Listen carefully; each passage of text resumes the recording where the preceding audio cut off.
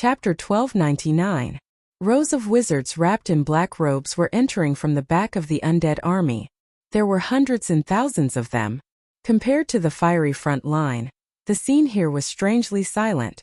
These white bone claws stretched out from under the sleeves of the robes and held the magic staffs in their hands. The magic staffs were completely different from the simple bone staffs in the hands of the necromancers. They were made of dark metal, like the metal of the underworld that could connect the two worlds in the legends. On the top of the magic staffs the king's tear glowed. This was the first undead magic army from Balakirevo. The army of liches that shocked the world in the Battle of Cypher. In the wild wind on the battlefield, a skeletal hand lifted the hood of a cloak, revealing a pale skull underneath. The dark red light in Victor's eye socket stared at the sky above the battlefield. Madara, the black rose of the Roman Empire, was withering. Rows of wizards in the same black robes walked to his side and stood side by side with him, forming a long line on the battlefield. A silent battle line. But Madara, all things must wither, all things must sleep forever.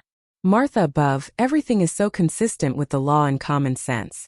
The king of liches, the ruler of Balakirevo, Victor raised the bone staff in his hand. The king of jewels, the Prometheus diamond unearthed from the sea of the dead moon, emitted a dim light in the wind. The undead lost the sky and the freedom to fly, but they still had magic. Death was still enough to engulf everything. Eternal darkness. It uttered a monotonous word from its dry throat. All things die, everyone said in unison. One by one, magic circles unfolded on the horizon. They rotated, as if they were opening a door of light that shone faintly.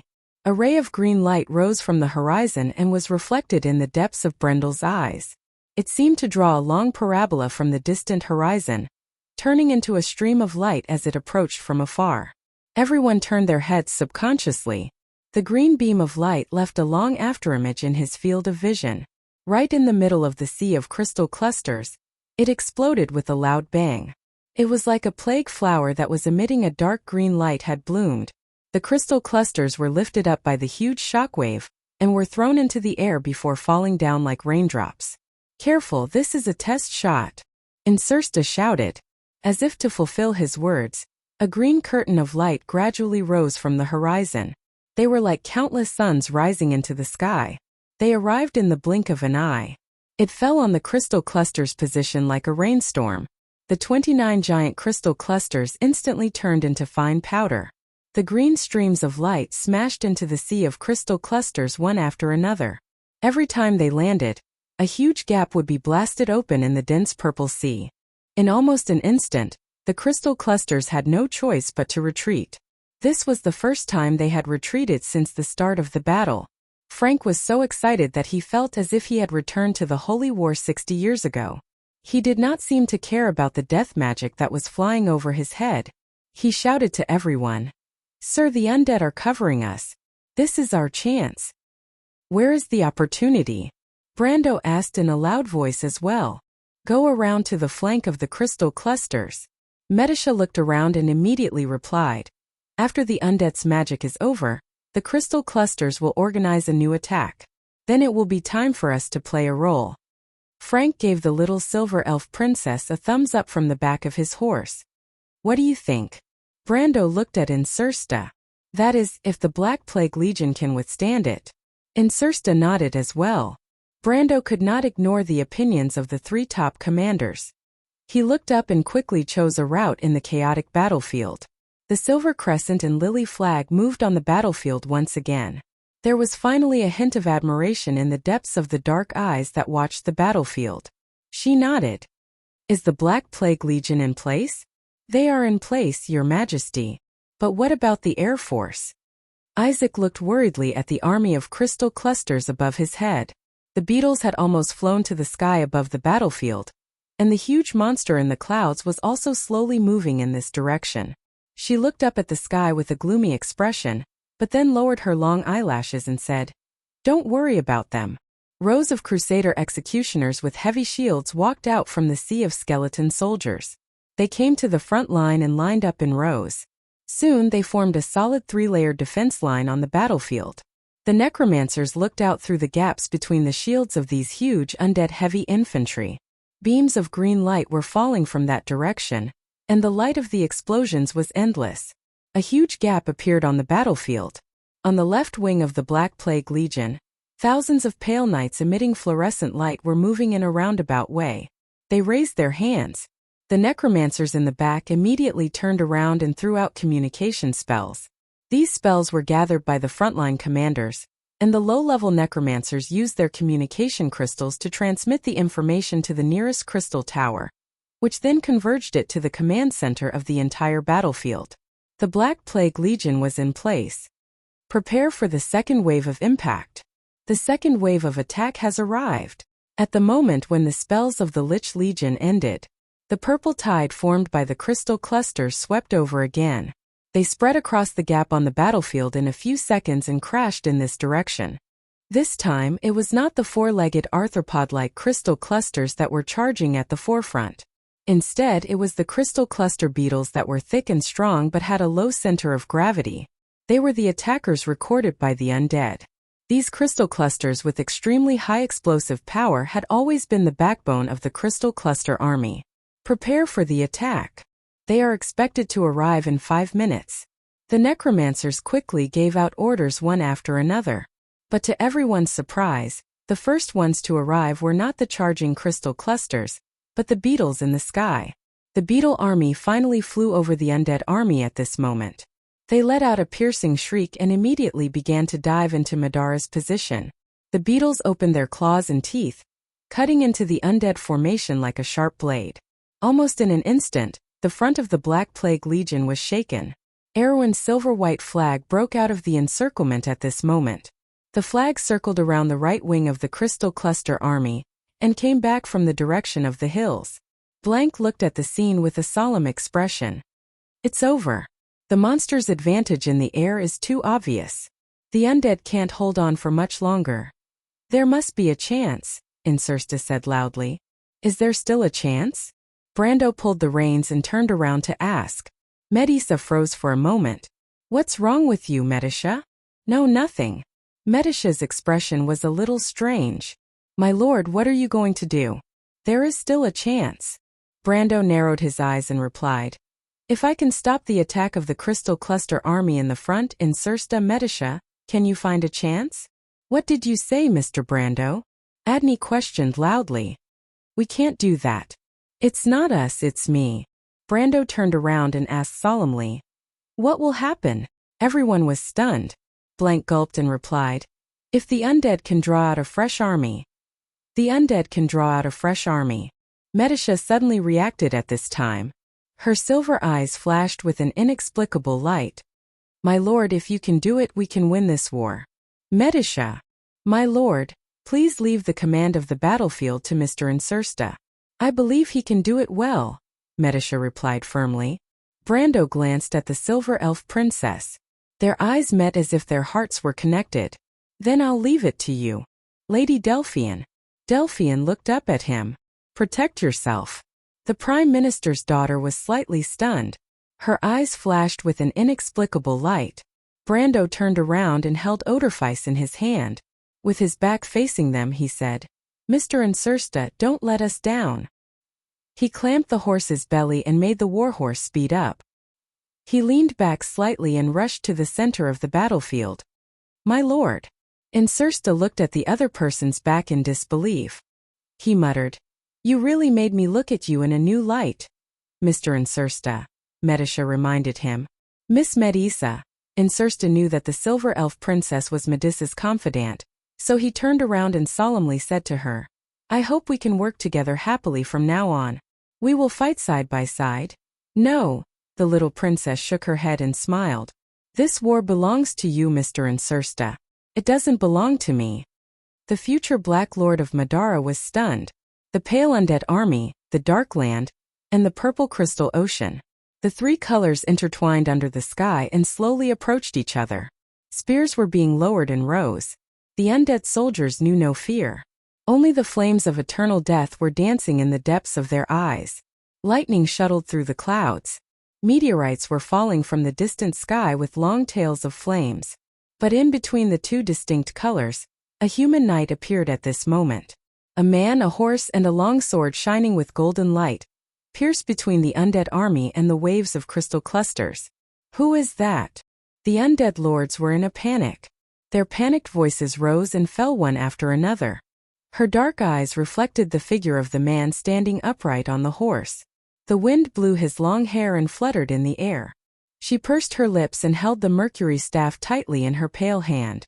She didn't say a word. She recognized that person. Everything in the prophecy. Brando tightened the reins of the horse.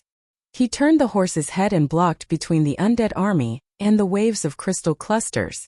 Behind the rows of undead heavy infantrymen who were retreating under the attack of the horseshoe beetles, countless liches and necromancers looked at this scene at a loss.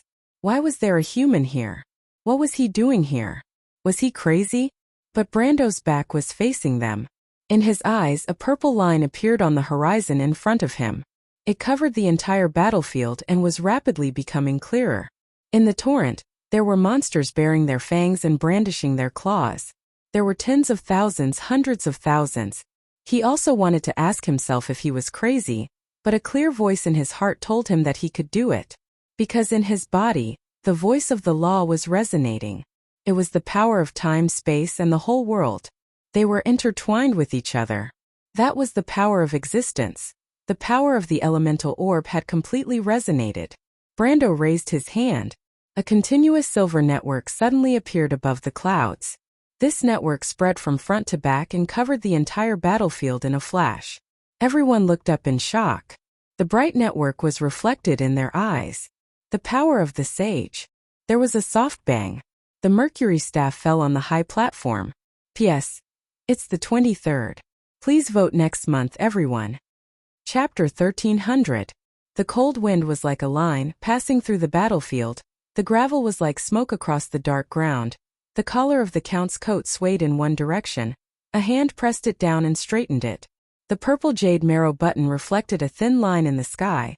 Brando was like a straight spear on the horse's back, facing all of this. The big earthquake rumbled. The small stone pieces moved horizontally on the solid ground. The light in the sky gradually dimmed. The setting sun was burning, emitting the last trace of heat. A silver network stretched out from the clouds behind him, over his head and stretched forward. Silver pulses of light cascaded forward, connected to each other, grid by grid glittering. The wind blew his long hair. The dark brown hair swept across his cheeks, strand by strand. Brando's expression was calm, as if he was standing and listening to a distant song. That song was like a gust of wind that traveled tens of thousands of miles across the battlefield, carrying with it countless ideals and countless memories. Thousands of voices, overlapping each other. Thousands of wills converged into one. Clouds and mist walked on the battlefield. The illusory night stopped. Their blurry faces seemed to have a gaze, watching one end of the battlefield. In every corner of the battlefield, 27 ancient kings with laurel crowns on their heads turned their heads. They held their swords in their hands, but they all cast their gazes in one direction. The Lionheart sword shone brightly. 780 years ago, a team of knight arrived at today's Grey Mane Valley. A man held his sword in front of the knight and said, "I swear by my sword, Erwin will bear the glory, sweep away all oppression and injustice. My people, my subjects, will follow the oath of the sages and walk along this path. If one day the glory abandons us, this sword will no longer protect this country." 1,600 years ago, a flag was slowly raised on the battlefield of the Great Plains, reflecting the first rays of the dawn of that day. Then why are we fighting? Knight people of Cruz, my brothers, for victory, for the future, for tomorrow, for our descendants, no longer living under the shadow of the Myurnas. What we need is not charity, men, tell me, what do we need? The king holding the golden flame blade listened attentively. A long wind blew through the clouds. The migratory bird spread its wings, making a rustling sound. 990 years ago, the mist elves established a country in the Supreme Court. This everlasting forest will be our kingdom from now on. Elves, we have traveled thousands of miles just to find this everlasting land. We were born here and we will sleep here. From now on there will be no more wars. An epoch ago, two great wills met above the clouds. Dusk, this era is different. The future will no longer belong to you and us. The knight raised his spear and made an oath. A speck of green light appeared in the sky, as resplendent as the sunset. Then, thousands upon thousands of voices resounded in his mind, creating a cacophony of noise. Then why should we give up our authority? Can you be sure of the consequences of failure? What is Martha doing? This is the last time we'll give in. Restart the world. I'm sorry we failed. Brando closed his eyes. Listen, this is the voice of the sages. The struggles of countless generations, the blood and sacrifice of countless generations, those that were recorded in history, and those that were forgotten by history. The long river flowed like the sparkling light on the river. Every memory fragment was like the flow of an epic. And there was an ultimate answer to all of this. When Brando opened his eyes again, the silver grid was reflected in the depths of his eyes, like a silver flame burning fiercely. He looked up. His gaze seemed to be able to penetrate the clouds, seeing the rows of arrays outside the wound world. Countless rays of light were hanging down from these satellites, penetrating the clouds and falling to the ground. The entire battlefield seemed to be divided by the silver line. This is the law of Tiamat. Time and space, energy and mass, at this time and place, there is no distinction between them. What is the ultimate power in this world? Existence. Countless people have sacrificed countless lives to achieve all of this. It is so that we can exist in this world, so that civilization and order can continue to exist, so that our ideals and beliefs can continue to shine. So, a voice said softly, we have no reason to retreat. A translucent female figure seemed to be projected from the clouds, landing beside Brando. Her figure moved slightly, as if she would disappear at any time. Lady Tiamat, perhaps I should call you Martha? Me? Martha. Not even close, that is not a power that I can seize, it does not belong to me. The woman smiled and shook her head. So, all of this was arranged by you? Who exactly are you? Brando felt the power resonating in his body. If he still did not understand what was going on at this moment, he would have wasted his life's experience. He asked softly. Haku looked at him and mouthed 3 words. The ultimate saint. Then why? You still don't have an answer in your heart. Haku turned around, looking at the approaching crystal cluster army, and answered. What kind of power is this? Brando raised his head and looked at the silver pillars of light descending from the sky, penetrating the clouds like raindrops, and falling on the horizon. This is the power of the entire world. This world was formed by it, and was born for it. It is what the Twilight Dragon has been searching for. The truth of the world, but unfortunately, it only belongs to the true king.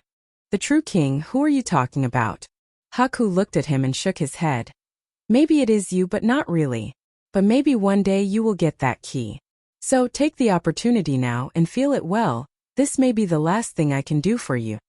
Brando did not understand the meaning behind this sentence. He took a deep breath, the tremors of the earth becoming more and more obvious. The crystal cluster army was almost in front of him. He raised his head and stared at the battlefield in front of him. At that moment, it was as if thousands of wills were added to him, countless voices lingering and echoing in his mind, converging into a sentence. This is our power, our country, our civilization, our history. This is time and space, the sharp blade given to us by God. This is Amber, the sword that changes fate. One day it will backtrack everything, change everything. Take a step forward, our successor, our king. We will personally crown you, put on the laurel crown, bathe in the mountains, take over this power and end all of this fate in chains. Brando raised his 5 fingers and gently pushed. Directly opposite the Black Plague army. The entire army facing the Crystal Cluster army. With a loud bang, millions of crystal clusters left the ground, struggling helplessly in mid-air. There was a moment of dead silence on the battlefield. Outside Wone's atmosphere, in the array that was arranged like a star ring, the surface of tens of millions of satellites burst out bright light belts, emitting intense light and operating wildly. A bright river of light hung upside down in the sky above the entire world. It stretched across the sky like a flowing Milky Way, emitting bright light. That moment, the entire world resonated, and a voice seemed to reverberate in the depths of the world. The scepter of truth was slowly descending from the sky above the world. It was held tightly in Brando's hand. Her Majesty the Queen of Madara even forgot to pick up her Mercury staff. The Death Lords did not notice their monarch's loss of composure at all. Adeline covered her mouth in disbelief. Tarkus tightened the reins, looking at this scene with a complicated expression. Martha above. The knights squeezed out these few words from the depths of their throats. Behind everyone, Medisha looked at this scene in high spirits, her eyes full of deep admiration. But she glanced at her companions, turned her horse around, and galloped in one direction without looking back. Attack, attack? Among the Death Lords, someone asked dryly. Insursta suddenly turned his head. Where are the reinforcements? Where are the reinforcements? He asked sternly. The Crystal Cluster Army's frontal attack was really stopped by that person alone, and a huge gap appeared in their front line. He suddenly realized that at this time, as long as there was a fresh force that could insert into this weak point on the battlefield from the flank, then this war would be settled. But where were the reinforcements? The Black Plague Army? No, they were not enough. He and Brando turned their heads at the same time to look for Medisha's figure, but there was no trace of the Silver Elf Princess. Insursta and the Marshal looked at each other. The wind on the battlefield suddenly became stronger. Brando turned his head, his messy hair almost covering his eyes and blurring his vision, but he did not speak in silence. He was just waiting for the arrival of the fresh force that Medisha had mentioned. He believed in this Silver Elf Princess as much as he believed in himself. He knew that Medisha would never lie to him. He was waiting quietly, but there was not much time left for him. Above his head, the galaxy was still shining brightly. Tiamaz's projection was beside him, his expression unchanged. The wind became wild. The wind that swept across the battlefield seemed to come out of nowhere. In the camp of the undead, the black flags were suddenly raised high one by one, flapping loudly. In the blink of an eye, it was a sea of flags. The airflow swept up the gravel, like a dust storm, sweeping across the entire battlefield. The Death Wizards and Liches raised their heads. The Death Lords and the Death Lords turned their heads back at the same time. In their throbbing soulfire eyes, the fluttering black rose flags were reflected, but there was a trace of doubt in the depths of their eyes. Where did this wind come from? Chapter 1301. The wind came from the hills in the west. There was a legend that was often spread among the bards who traveled all over the place. The wind blew and the giant beasts walked in the sky. And the wind was the sound of their wings flapping. What is that? A necromancer suddenly screamed. It was 4 long intersecting silver lines. They were like 4 dazzling sharp swords that streaked across the sky of the entire battlefield in an instant. Wherever they passed, the crystal clusters and locusts in the sky fell like raindrops. Everyone subconsciously raised their heads and looked at the silver lines that extended forward. They drew an arc at the end of their vision and flew back. This time they could see clearly that it was a vigorous giant dragon. But on their slender necks, not only were there giant dragon horns on their huge heads, there was also a single horn that was straight forward. Dragon. No, that is. Knights in silver armor sat on long saddles, one in front and one behind. The knight in front held a 5-meter-long shuttle-shaped spear, and the knight behind held a huge shield. Their faces were completely covered under the silver armor. Exquisite and mysterious patterns were engraved on the metal, cold and arrogant. It was as if they were describing the most glorious identity that belonged to them 1,000 years ago. Silver Elf Guards, Dragon King Cavalry. They raised their spears high. Varler! The Dragon Knight shouted in unison. Varler! The cry of victory resounded through the sky. Behind them, silver dots of light flickered in the sky like stars, appearing on the eastern horizon. Silver elves. The undead lords could not believe it. Martha above, those are silver elves. It was a silver torrent that was sweeping down from the top of the Lorwade Hills. It was countless heavy night. Their snow-silver armor shone under the setting sun, and the snow-white feathers on the top of their helmets rose and fell like waves. The silver double-ended swords in their hands and the elven longbows on their backs proved the identity of the knight. They had defeated the Myrnas, the natives, the witches, and the undead army in Veloka. Their glory was recorded on the metal on their chests. It was a cross between a spear and a sword. The sword belonged to Frost Singer Cinna, while the spear belonged to a hero. That hero. She used to be their princess. They were the Soderkra Heavy Cavalry, the Lingu Army, the pride of the elves. 1,000 years later, after the War of the Holy Saints, the Silver Elves finally returned to this land for the sake of this war that no one could stay out of. Above everyone's heads, the dragons began to accelerate and plunged into the sky above the battlefield. A small figure was riding a warhorse towards the silver elves' heavy cavalry. Medicia's long hair fluttered in the wind. The mystical horse she was riding was getting closer and closer to the charging silver elves. When the two formed a parallel line, she suddenly raised her head, raised her spear and shouted, "Slaver Klarvarler! Victory to the holy land of Soa!" The silver elven knight turned around and looked at her. Their eyes showed a trace of doubt, but then this doubt turned into ecstasy. They raised their swords and placed them in front of their chests. That was the highest etiquette of the silver elven warriors. That was wordless trust. It was the highest form of respect for a hero. The little princess smiled, her heart full of pride. Illusions intertwined in front of her, as if she had returned to 1,000 years ago, in that dreamy war. That was the war of mortals against fate. They won everything. At this moment, the heroes and warriors had once again returned to fight for the sacred oath. She raised the spear in her hand and shouted with all her might, "Long live the Holy Silver Valley! Long live the Holy Silver Valley!" The Knight Army of the Holy Song Army responded in unison. Their voices resounded on the battlefield like thunder. Knights of Soderkara! Medicia's long hair fluttered in the wind. She waved her spear forward. "Follow me! Long live your highness!" The entire heavy knight regiment immediately drew a beautiful arc on the battlefield. From top to bottom, from the regiment commander to the captain, there was not a single person who objected. It was as if this was how it should be, as if this was how it should be, as if this was how it should be, as if this was how it should be, as if this was how it should be. Because she was Medicia, the most legendary army commander in the history of the Lingu army. She was the hero of the elves, a heroic spirit sleeping in the ancient temple. Medicia merged into the vanguard of the heavy cavalry army. It was as if she was holding a bright blade in her hand. This blade had been in her hand 1,000 years ago, and it was the same at this moment. It mercilessly stabbed into the throat of the Crystal Army. At the most appropriate moment, Brando raised his head and looked at the army with relief. There seemed to be a flame burning in his heart.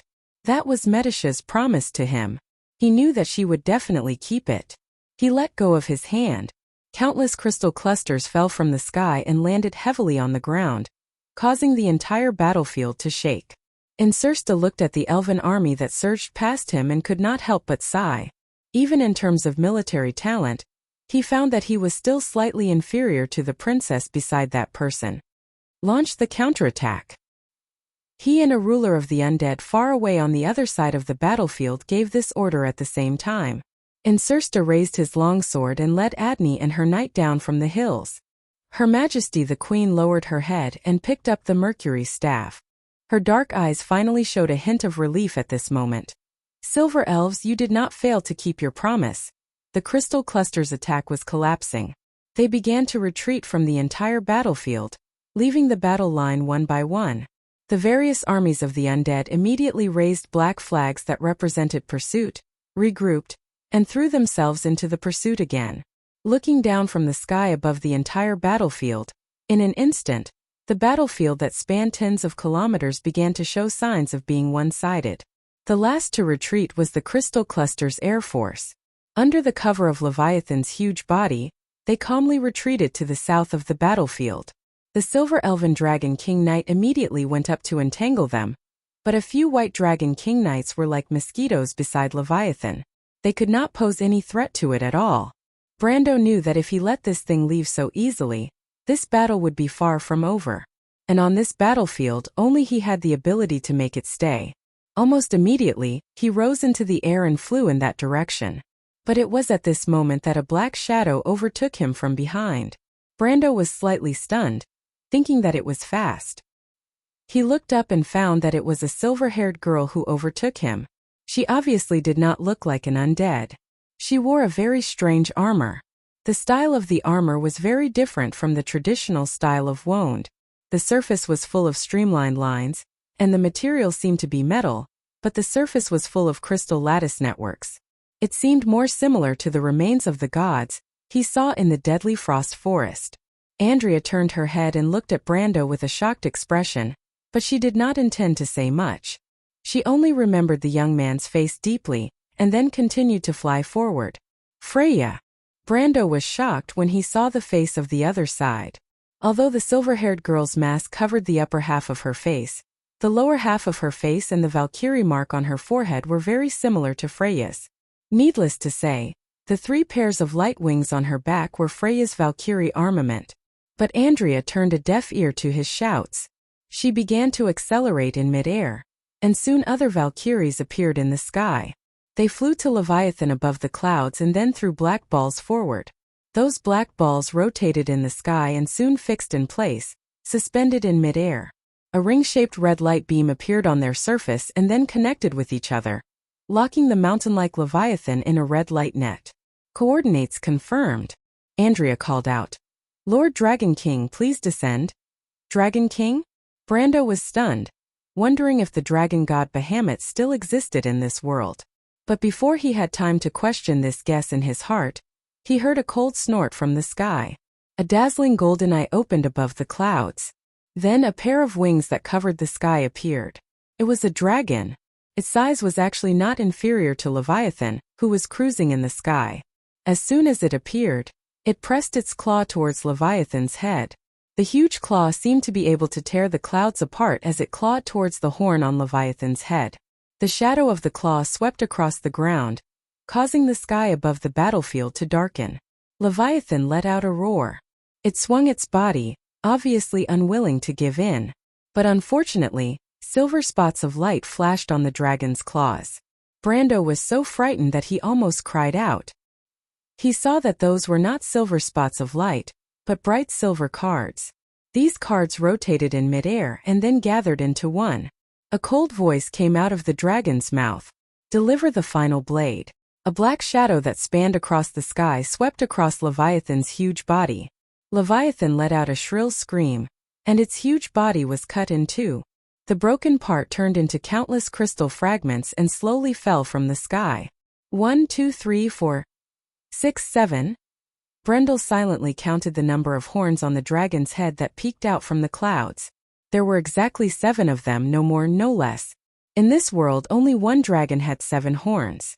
That was the legendary lover of Odin. That was the evil dragon king, the teacher of the death hound of the Rubik Desert, Orglaith. Players called her Master Craftsman, the 7 Dragon King Fuchsia. But she was actually a planeswalker. P.S. Begging for votes. Writing is so tiring, I'm rolling on the ground. Chapter 1302. Leviathan's mountain-like corpse stood on the horizon, reflecting the blood-red sun. Dust clouds hung low, and a few crystal clusters hovered above it, making their last stand. On the battlefield, the battle was nearing its end. Looking down from the sky, the silver torrent representing the elven army of Quelliner's Holy Silver Valley, and the black army of the Undead Moon Empire were divided into 4 groups, chasing after the remaining purple parts on the black ground from all directions. The crystal clusters were torn apart, scattering into the fog in all directions. In the sky, black warships were entering the battlefield. Those ghost-like floating warships appeared in the sky like shadows. Space was distorted on a large scale, and in the distortion these warships turned into solid entities. Your Majesty, our fleet has entered the battlefield. Humph. The Supreme One holding the Mercury staff coldly snorted, but there wasn't a single trace of emotion in his pitch-black eyes. Everyone, or rather the undead, knew that Lich Dai-Lin definitely had ulterior motives. Tell Dalen that I came just in time. Tell him to prepare for battle. Isaac was stunned and quickly lowered his head. But Your Majesty, the battle is nearing its end. The woman turned around and inadvertently glanced at him. This glance made Isaac feel as if he had fallen into an ice cave, as if his thoughts had been completely seen through by the other party. This necromancer trembled in fear and hurriedly lowered his head. I understand, Your Majesty. What do you understand, Isaac? She pointed her snow-white index finger at the battlefield and asked, Is there only one enemy left for the Undead Moon Empire? The Queen's tone was casual, but the undead lords looked at each other. Brando descended from the sky. The undead's fleet entered the battlefield and dealt the final blow to the crystal clusters and the beetles. With the presence of the goddess of war and the 7 dragons king, there was no need for him to interfere in the battle in the sky. When he landed on the ground, he immediately saw Delphine's anxious face. He couldn't help but be a little surprised. He wondered when this woman had become so concerned about him. He knew that her obedience these days was just a disguise, but the look on her face didn't seem to be fake. However, the first to greet him wasn't the Prime Minister's daughter, but Insursta. "Mr. Brando, please leave this place immediately. This is a map of the east side of the Sea of the Dead Moon. You can take the shortest route to Erewhon if you follow the map. If that doesn't work, you can go to Lubeck and take a boat from Lubeck to Erewhon. It's much more convenient than Nine Phoenix," the future star of Madara said to Brando as soon as he saw him. He took out a crystal from his arms. Brando recognized it as a messaging crystal at a glance. Anyone with a little bit of magical ability liked to use this messaging crystal to record messages. "What's wrong?" Brando was stunned. "His Majesty the Emperor of Madara may want to harm you, my lord." The Prime Minister's daughter frowned and said, "After the undead's fleet entered the battlefield, the situation has become unfavorable for us. Even if the Silver Elves are on our side, we are still at a disadvantage. Besides, the Silver Elves may not be willing to stand up for us, even if Medisha is their princess." Brando's heart skipped a beat. He immediately realized that it was possible. He recalled the behavior of this supreme undead in the game. No matter how he looked at it, she was definitely not a merciful or indecisive person. If she recognized his identity, she might really attack him, even if it was just to make her attack on Erewhon more successful. How dare she? Adeline was in disbelief. The Dragon Queen is still in the sky. Will she sit by and watch the undead betray their allies? Delphian shook her head. She did not agree with the naive commander's opinion. The seven-pole Dragon Queen, Fuchsia, was an ally of the undead in history. Don't forget the relationship between the undead and the Myurnas. Even if we take a step back with her status, it is unlikely that she will interfere in the affairs of the mortal world. This is completely different from the war with the crystal. The Prime Minister's daughter's mind was clear, and she immediately understood the underlying relationship. Brendel also understood that even though he did not know what role the Nameless Ones and Fuchsia played in this war, it was hard to say if they would intervene in the mortal world's war. He also wouldn't place his hopes on an illusory possibility. Insursta hurriedly nodded. "Mr. Brando, Delphian is right. Her Majesty is determined to get Erewhon. She has also heard of your performance in the First War of the Black Roses.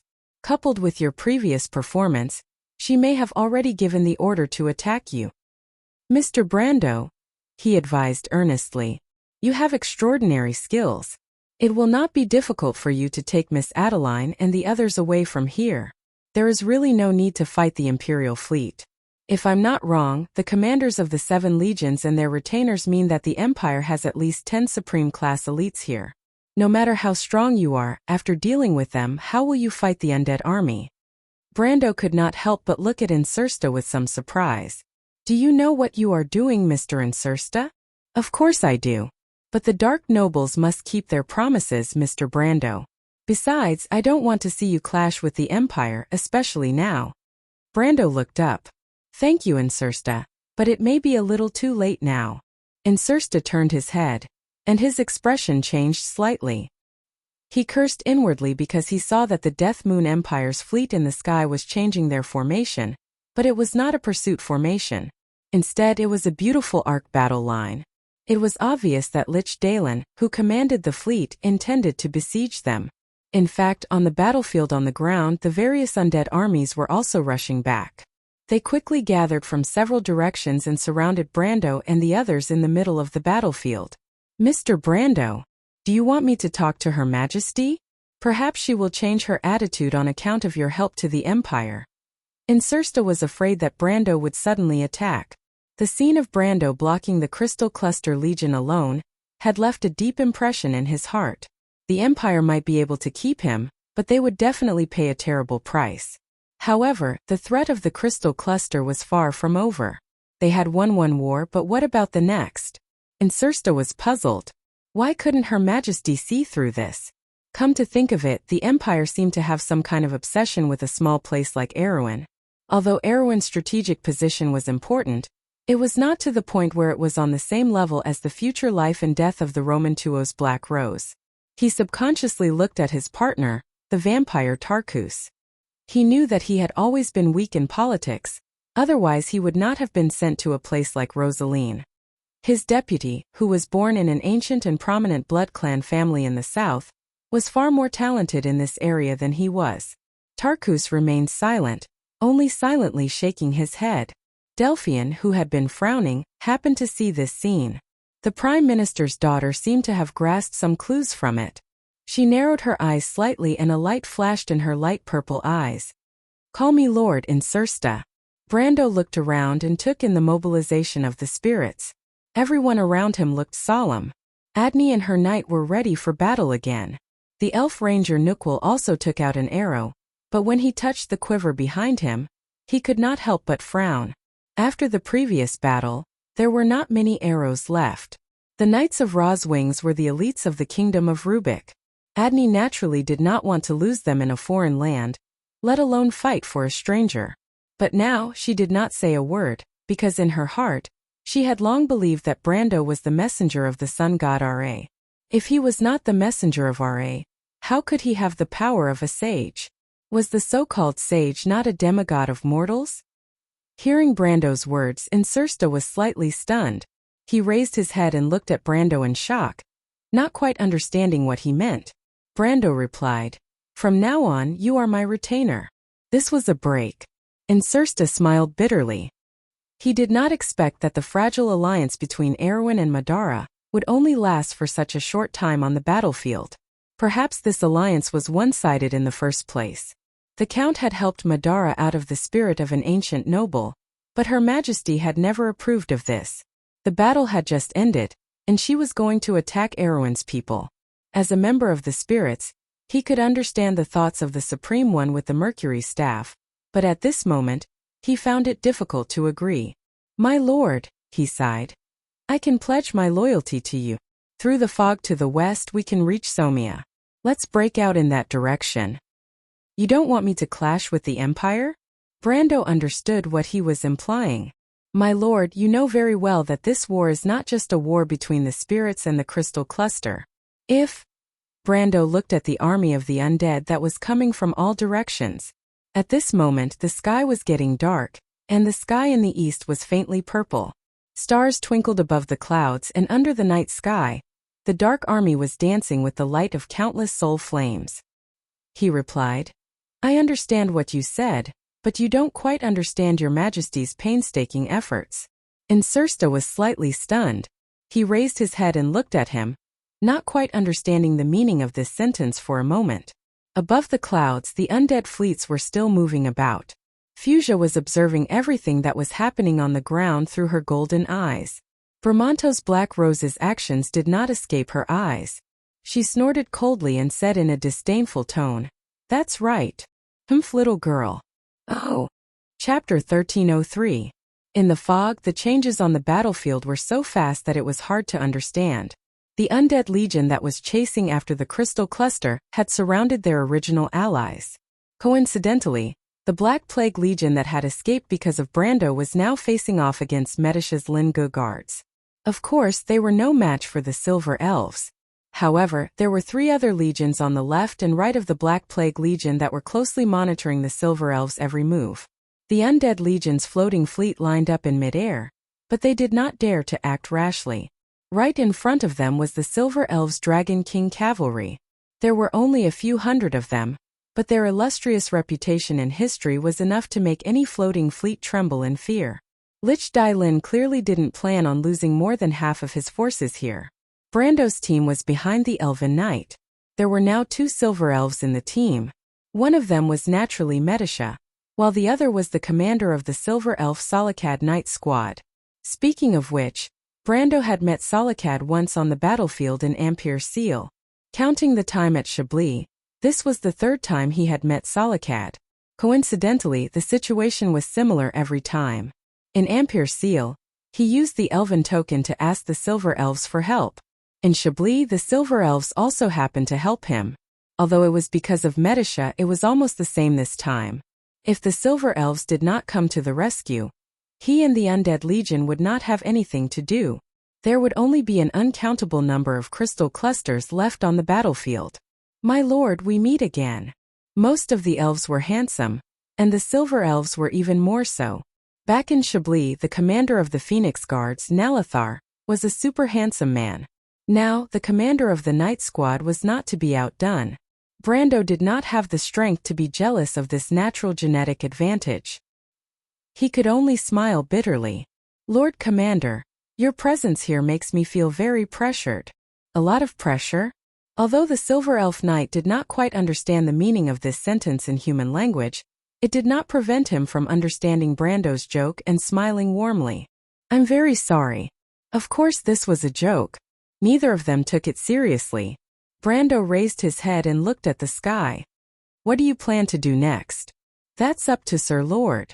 You guys should leave. It seems that if I don't satisfy her, that Emperor won't let this matter rest. The Silver Elf Knight looked at him and asked, Have you decided? Brando nodded. The latter bowed slightly and looked at Medisha. Your Highness, I want to stay by the Lord's side. But everyone misses you, Your Highness. I'm already very satisfied to be able to fight side by side with everyone after 1,000 years. I don't dare to ask for more.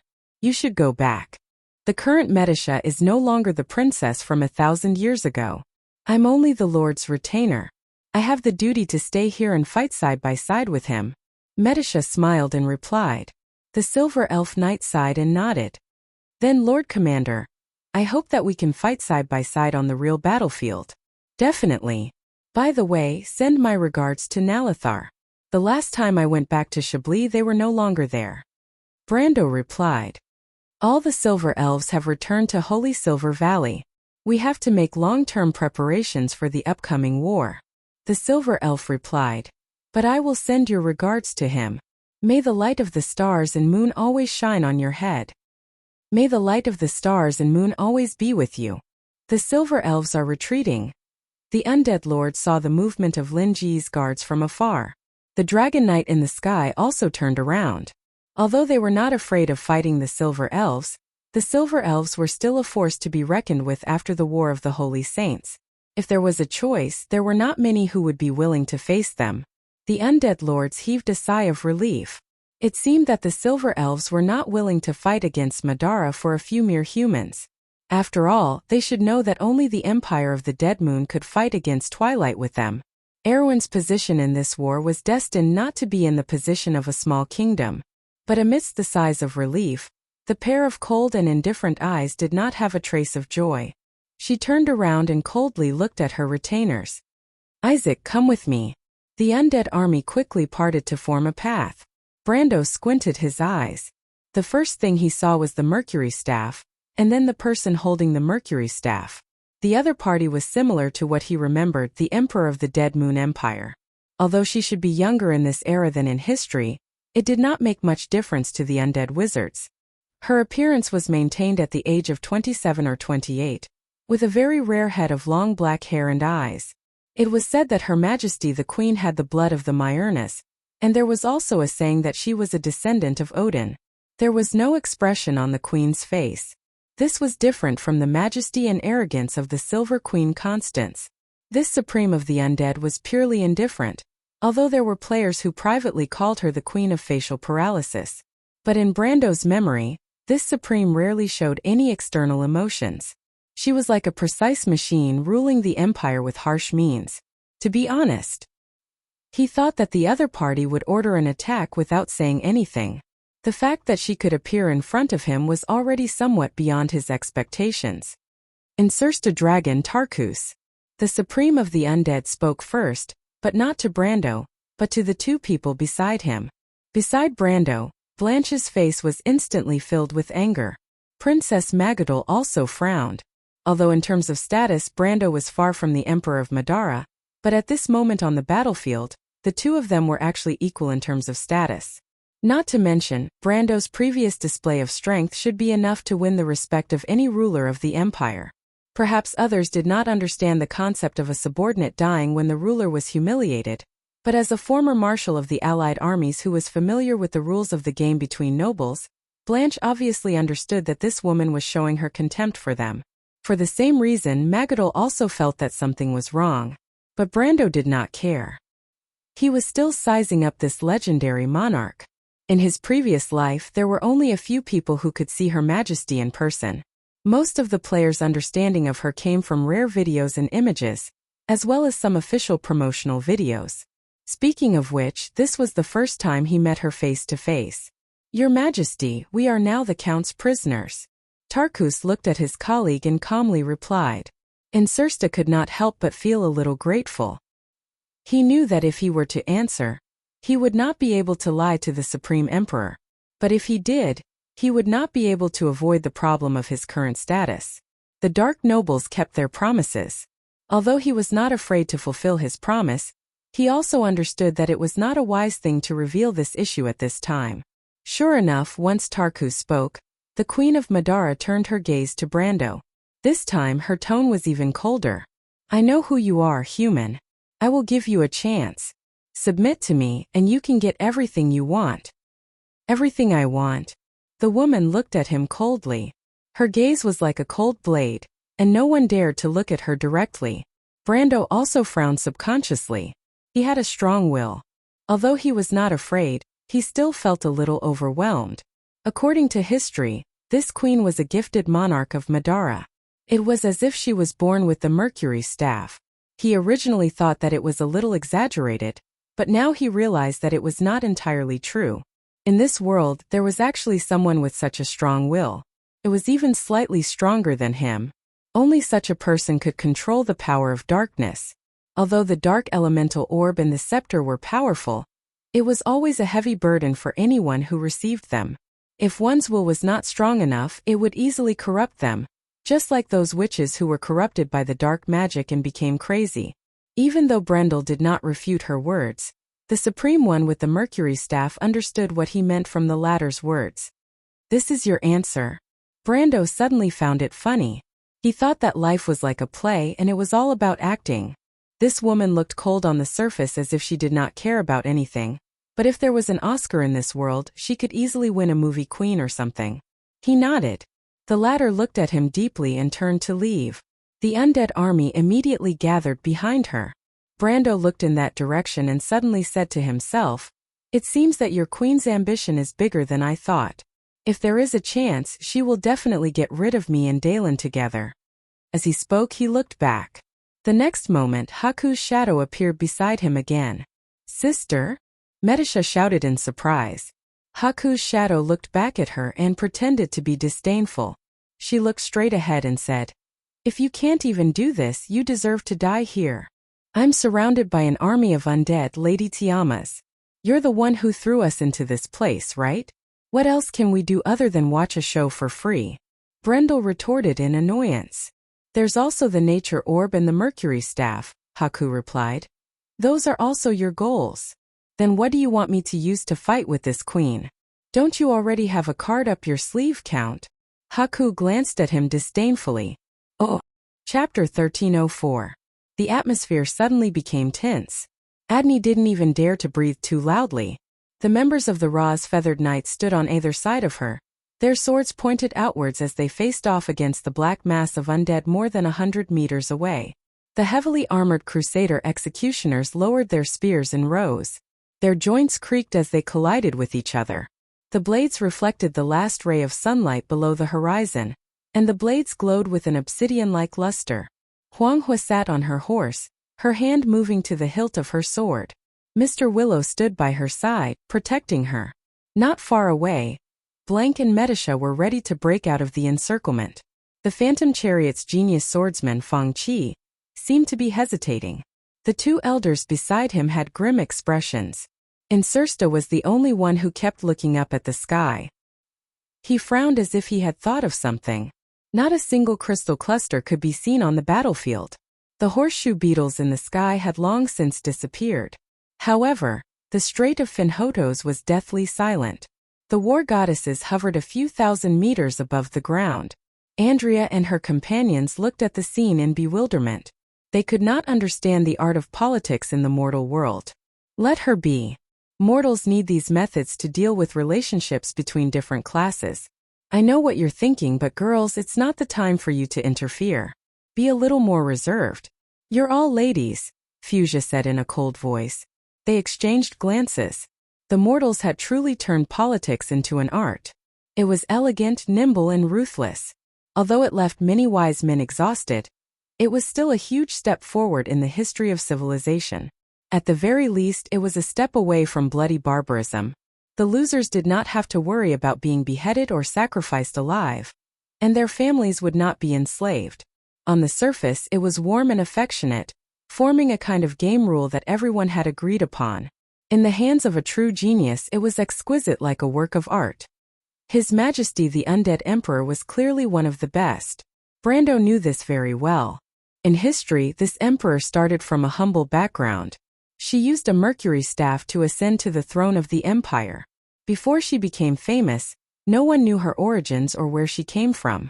But with the support of the vampire nobles, even though their support was not firm in the beginning and was filled with two-faced opportunism, she managed to unify the eastern part of the Sea of the Dead Moon in a short 7 years. She tied the 14 dark nobles together and established the land of eternal death in Madara's court. After gaining her own foundation, the queen became unstoppable. She quickly gained the support and recognition of the Dying Moon Temple, and was crowned as the Queen of the Silent Death Valley. Then, she used the name of the temple to start the First War of the Black Rose. This war was no doubt a stroke of genius. It not only diverted the hatred between the undead lords of Madara from the 7 years of civil war, but also gave the undead emperor a perfect opportunity to eliminate her opponents. In fact, the so-called First War of the Black Roses was actually a war to eliminate her opponents. Cabias and later the Bloodstaff, and other traditional undead lords were all killed in this war. What was even more commendable was that the long years of civil war allowed Madara to have an elite army at the beginning of the war. It allowed the undead emperor to achieve her goals and still win. This was very important. Because of this, the war could be transformed into dividends, allowing her followers to benefit from it. This further strengthened the emperor's position in this war. Madara was a special empire without citizens. A few undead lords ruled over the lives of tens of millions of low-level undead. The low-level undead had no intelligence and no political demands. Because of this special reason, it had always been difficult to form a true centralized empire. But the emperor also had the Mercury Staff, and she was very good at using this. She asked the undead to pledge loyalty to the Mercury Staff and not to herself. She used religion as a bond to maintain the pride of the undead lords. She used the legend of the Mercury Staff and the rising of the dying moon to complete the awakening of the Roman Black Rose. This was actually a process of national awakening. And through this process, the emperor, who hid behind the scenes, could easily push the Dying Moon Temple to the front and judge whether the undead lords obeyed her or not. This could be said to be the otherworld's version of holding the emperor to command the vassals, but the undead emperor cleverly used the tradition of the Dark Kingdom to complete this process beautifully. Until around the year of the sparks in history, Madara had in fact completed the substantial unification of the undead lords. The tradition of the undead lords in the past was completely abolished, and the vigorous development of a new alchemy system also allowed the country to have a completely different way of organization from the past. From then on, it was the arrival of the Black Tide that frightened the whole continent. Her Majesty was undoubtedly an outstanding ruler. Even though she acted arbitrarily and was cold and heartless, she was the most precious treasure that the heavens had given to the Dead Moon Empire. The rumors of Madara's gifted monarch were definitely not just a puppet with a Mercury Staff. Instead, it was the chosen monarch that Martha promised to the undead of Madara. In her era, she was far superior to her peers. The rejuvenated monarchs of Cruz and Fanzan were far inferior to her, not to mention Saint Tossel, who was bound by outdated dogma and could not move forward, and Erwin, who was not worth mentioning in the eyes of the giant Madara. Facing such an existence face to face, it was impossible for Brando not to have a little fear in his heart. Compared to her, the Silver Queen of Cruz was not much different from the Silver Princess of 60 years ago. At most, she had the power of an empire.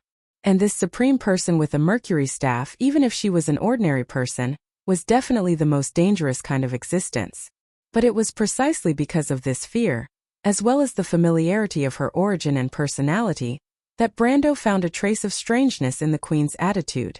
At this time, Delphian let go of the reins and came to Brando's side. She whispered a few words in his ear.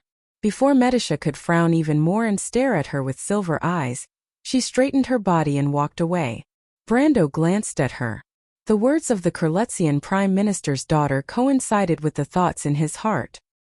He looked up at the sky, recalling some information about Lich Daelin in his mind. Daelin was one of the oldest undead lords in the Kingdom of the Dead Moon. In fact, he had seen the Mercury Staff of the previous generation, and had also seen Loki. He was also one of the 3 most powerful liches in Madara. It was for this reason that this fellow had always been disrespectful to Her Majesty the Queen. At the same time, he was also the commander of the Jackdaw fleet. This fleet was formed by a group of necromancers. It was born in the era before the Mercury Staff descended for the second time. Nominally, it belonged to the Dead Moon Temple, but in reality, it was under the command of an organization called the Undead Array. According to legend, the Undead Array was founded by Loki.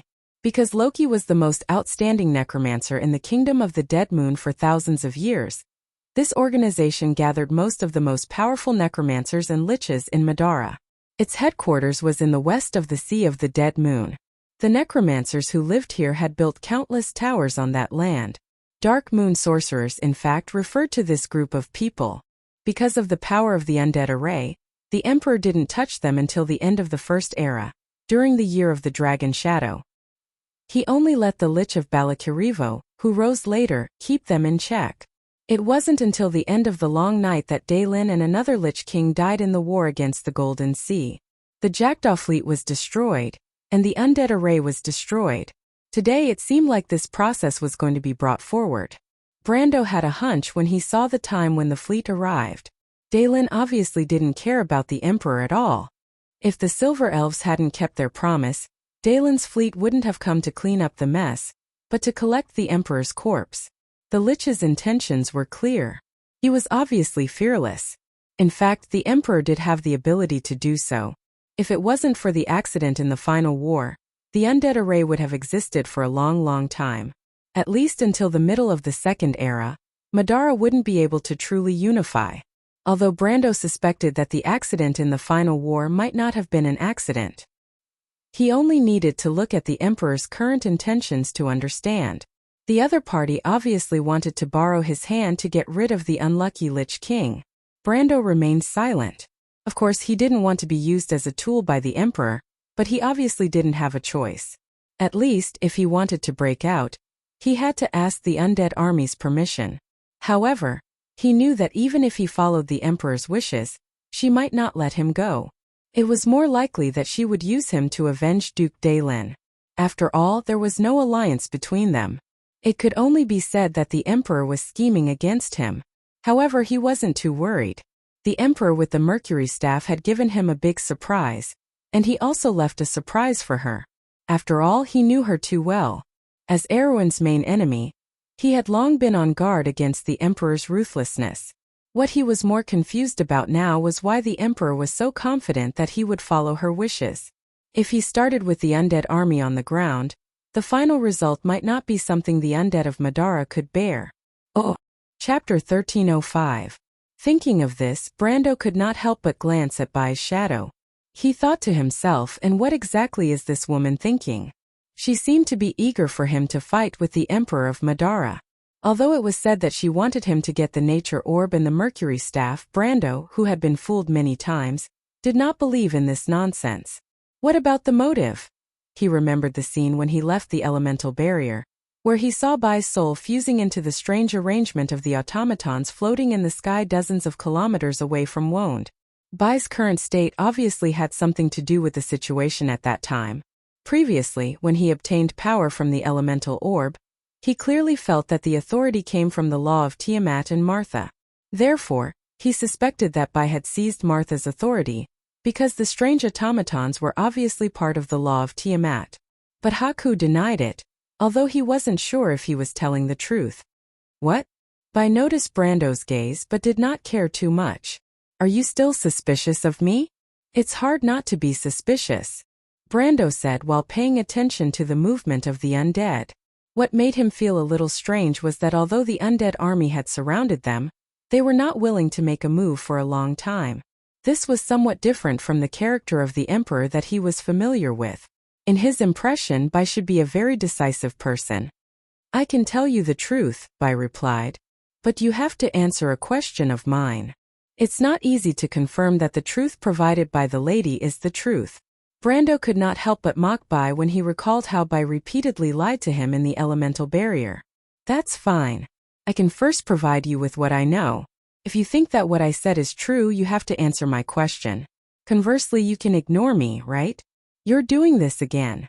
Brando could not help but be angry when he recalled the experience in the elemental barrier. Fortunately, the two of them were communicating telepathically. Outsiders could only see the slight change in Brando's expression, but could not hear the content of their conversation. It's effective, isn't it? The choice is up to you, Bai replied without changing his expression. Brando gritted his teeth and didn't say anything. Anyway, he had made up his mind not to answer. No matter what he said, as long as this woman was telling the truth, then it was equivalent to him earning for free. Anyway, she had lied to him more than once in the elemental barrier, so they were even. He silently looked in the direction of the undead army. The death moon flag that represented His Majesty the Emperor had returned to the center of the army. If the undead were to make any moves, it should be within the next hour and a half. He extended his hand and summoned Sinna, the frost chant, into his hand. When it came to large-scale attacks, the only thing he could rely on was the water holy sword. However, this thing would not be able to differentiate between friend and foe. Back at Fathom Harbor, if it were not for the fact that he was in the witch's dream, he would have blown up half of the harbor. The reason why he had the Silver Elves leave was firstly because he wasn't sure of the Emperor's intentions, and secondly, it was so that he could unleash his full potential. He had made up his mind to teach the other party a lesson so that it would be easier for the next negotiation. Insursta was still frowning at the side. Brando glanced at this guy and couldn't help but feel proud. He knew very well that this future star of Madara's family had a close relationship with the Queen, so he deliberately mentioned the other party's previous promise so that he would have no time to think about other things. Otherwise, with this guy's intelligence, if he were to guess his thoughts and seize the opportunity to remind the Emperor, then he would be completely done for. Fortunately, with the advantage of foresight, he once again took the initiative in front of this genius of Madara. Tarku seemed to have noticed something, but interestingly, this vampire did not point it out. Bai saw that Brando didn't say anything, as if she didn't care what he was thinking. She said to herself, "My lord, do you want to know what that person's plan is?" Brando looked at Medicia's sister with a little disdain. Her Majesty wants me to help her deal with the undead. Maybe she wants to kill two birds with one stone. Miss Bai, you're not going to use this information to exchange with me, are you? Of course not, this is just a bonus. Aren't you curious about what she's going to do? I can guess that she's the one who planted people in the undead fleet, Brando sneered. But I won't let the Emperor down. I'll give her the biggest surprise. Angering her won't do you any good, Count. I have to remind you. Bai replied with a straight face. Why? Because of the Mercury staff. Brando was silent for a moment and shook his head. That's another matter.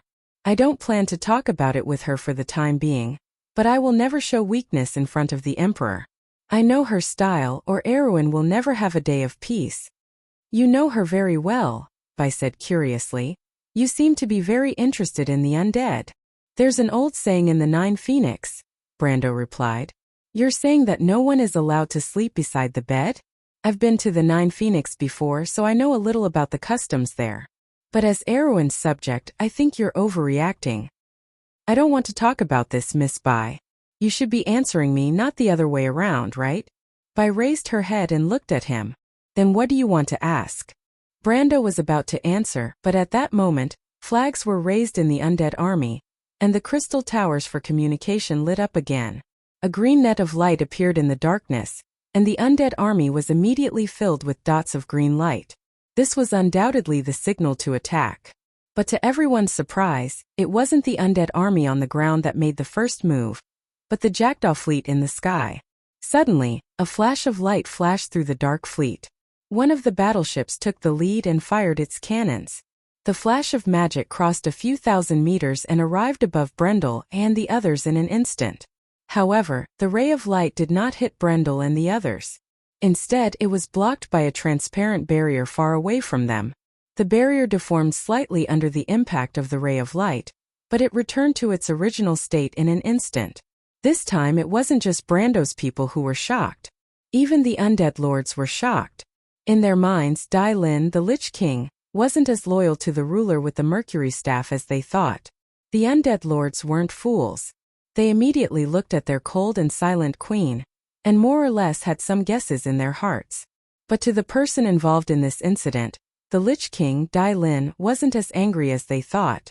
Although he was more or less unhappy that his subordinates acted without permission, the undead fleet wasn't his private property.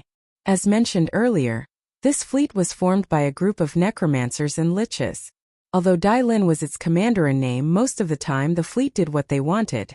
Rather than saying that this was a well-organized fleet, it was better to say that it was a large pirate fleet. So when the corvette opened fire, Dai Lin, who was observing the situation on the battlefield through the crystal ball, was a little unhappy. But he quickly suppressed his dissatisfaction and ordered the fleet to open fire. He could delay the time for the fleet to enter the battlefield, but he couldn't openly disobey the Mercury Staff's orders. Although he was arrogant, he understood that the woman now had half of the forces in the Sea of the Dead Moon. She was afraid of the undead, but that didn't mean that she could ignore her dignity and be challenged. Dai Lin was demonstrating to the central government of the empire because of the blood staff, but he also understood that this demonstration couldn't be overdone. As for attacking a small group of humans, Dai Lin would never dream of how dangerous it would be. What kind of joke was that? That group of humans that he had surrounded had no more than 100 or so people at most. Even if every one of them was a peak law expert, they would not pose any threat to his fleet. No matter what, this was still a main force of the fleet. As for the possibility that the 100 or so people were all supreme beings, Dai Lin didn't even consider it. After all, he was a lich, not a brainless zombie. It had to be said that the Lich King had at least guessed the beginning, but it was a pity that he didn't guess the end. If the Lich King of Losart knew that he had entered the battlefield too late and missed out on something important, perhaps he would be more careful with his orders now. When the undead fleet was enveloped in a dazzling magic light, the woman with the Mercury Staff raised her head. Her pitch-black eyes happened to reflect this dazzling scene. She couldn't help but shake her head. Brando was no longer shaking his head. In fact, he was already cursing in his heart. It wasn't that he didn't expect the woman to plant people in the Jackdaw fleet. In fact, when the corvette opened fire, it was all within his calculations. That was why he had set up defenses early and blocked the magic attack dozens of meters away. But never in his wildest dreams would he have imagined that the legendary Lich King would be so stupid. When he saw the entire Jackdaw fleet firing in unison, the Lich King felt like he was going to kill someone. No matter how scattered the Jackdaw fleet was, it was still a main force. When they started firing, Brando wasn't confident that he could take on an entire fleet while attacking the undead below.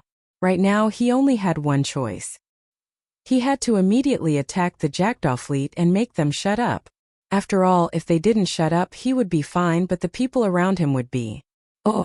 Chapter 1306. Brendel did not intend to make an example out of Dai Lin, but there was nothing he could do if Dai Lin wanted to die. He scolded him in his heart for being an idiot and raised the frost chant in his hand. After Cinna was recast in the shallow sea, the blade was longer than before, making it look like a thin sword. There was a wavy, cage-like gauntlet under the blade. Brando held it in his hand, and a sapphire embedded in the gauntlet emitted a faint blue light like water ripples. 3 light blue halos opened from the blade, 2 at the front and 1 at the back. The halos expanded to a radius of about 1 meter in an instant. They rotated as if they were 3 light gates. Marrow! The intertwined silver net in front of them was still resisting the streaks of flames that fell from the sky. The shells of the undead fleet fell on it like raindrops. But the moment Cinna shouted the activation spell, a blue beam of light suddenly appeared. It pierced through the net of light and went against the magic and artillery of the undead fleet, piercing into the dark night sky. The light was so bright that it seemed to be able to light up the dark night of the Finhotos Strait. It also lit up every pair of eyes on the battlefield. Countless people subconsciously turned to look at it. Adney and the knight only felt a strong wind blowing past their cheeks. The air and dust cloud raised by the blue beam of light blew everyone's hair up and brushed their cheeks. At that moment time seemed to have stopped. Dai Lin was in the middle of a conversation with his apprentices, reminding them to be careful and not give the queen any information that could be used against her. If that was the case, she would, as always, viciously threaten these undead wizard apprentices with no status, saying that she would extract their souls and throw them into the crystal tower. But at that moment, someone seemed to be stunned and looked out of the porthole. The old lich turned around and almost bounced off his chair. The crystal ball was knocked off the table and rolled to the ground. In the depths of the old lich's dark eye sockets, the soul fire shrunk to a point. He slightly opened his jaw made of white bones, and did not even notice that the scepter that represented the fleet commander had loosened from between his pale fingers. If his eyeballs had not decayed, the bluest light would have been reflected in them. Frostchant Cinna. She was the legendary winter queen of the Jernorts. Legend said that when she came, everything was frozen and the whole world was covered in snow. When she was angry, the world was turned into powder in the extreme cold. She was the goddess of the north wind, representing the harshness of winter and the respect of mortals to nature. The shallow sea sacred sword was the manifestation of the goddess will. Everything was dead, the winter of the world. Every holy sword had a unique skill, and Xena's skill, Heat Death, was enough to explain everything. It was the end of a universe. What shot out from Cinna was a blue beam of light formed by countless rays of light that surrounded each other. It rushed toward the fleet of the undead. Wherever it passed, even the air seemed to be frozen. The elements and laws that made up the air directly turned into powder and fell down. In this strait before winter there was heavy snow.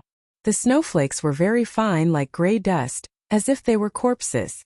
They were the corpses of laws and elements.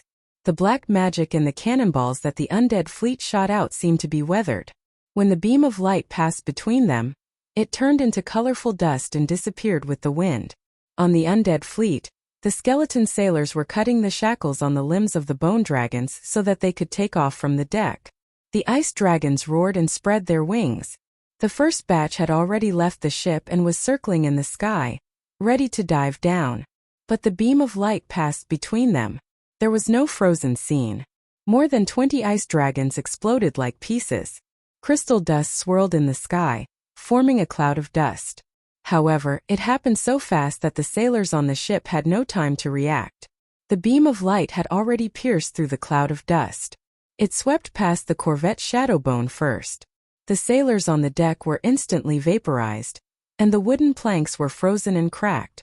The 47-meter-long warship was cut into two halves. The wooden planks, the frozen sails, and the parts covered in frost fell from the sky like rain.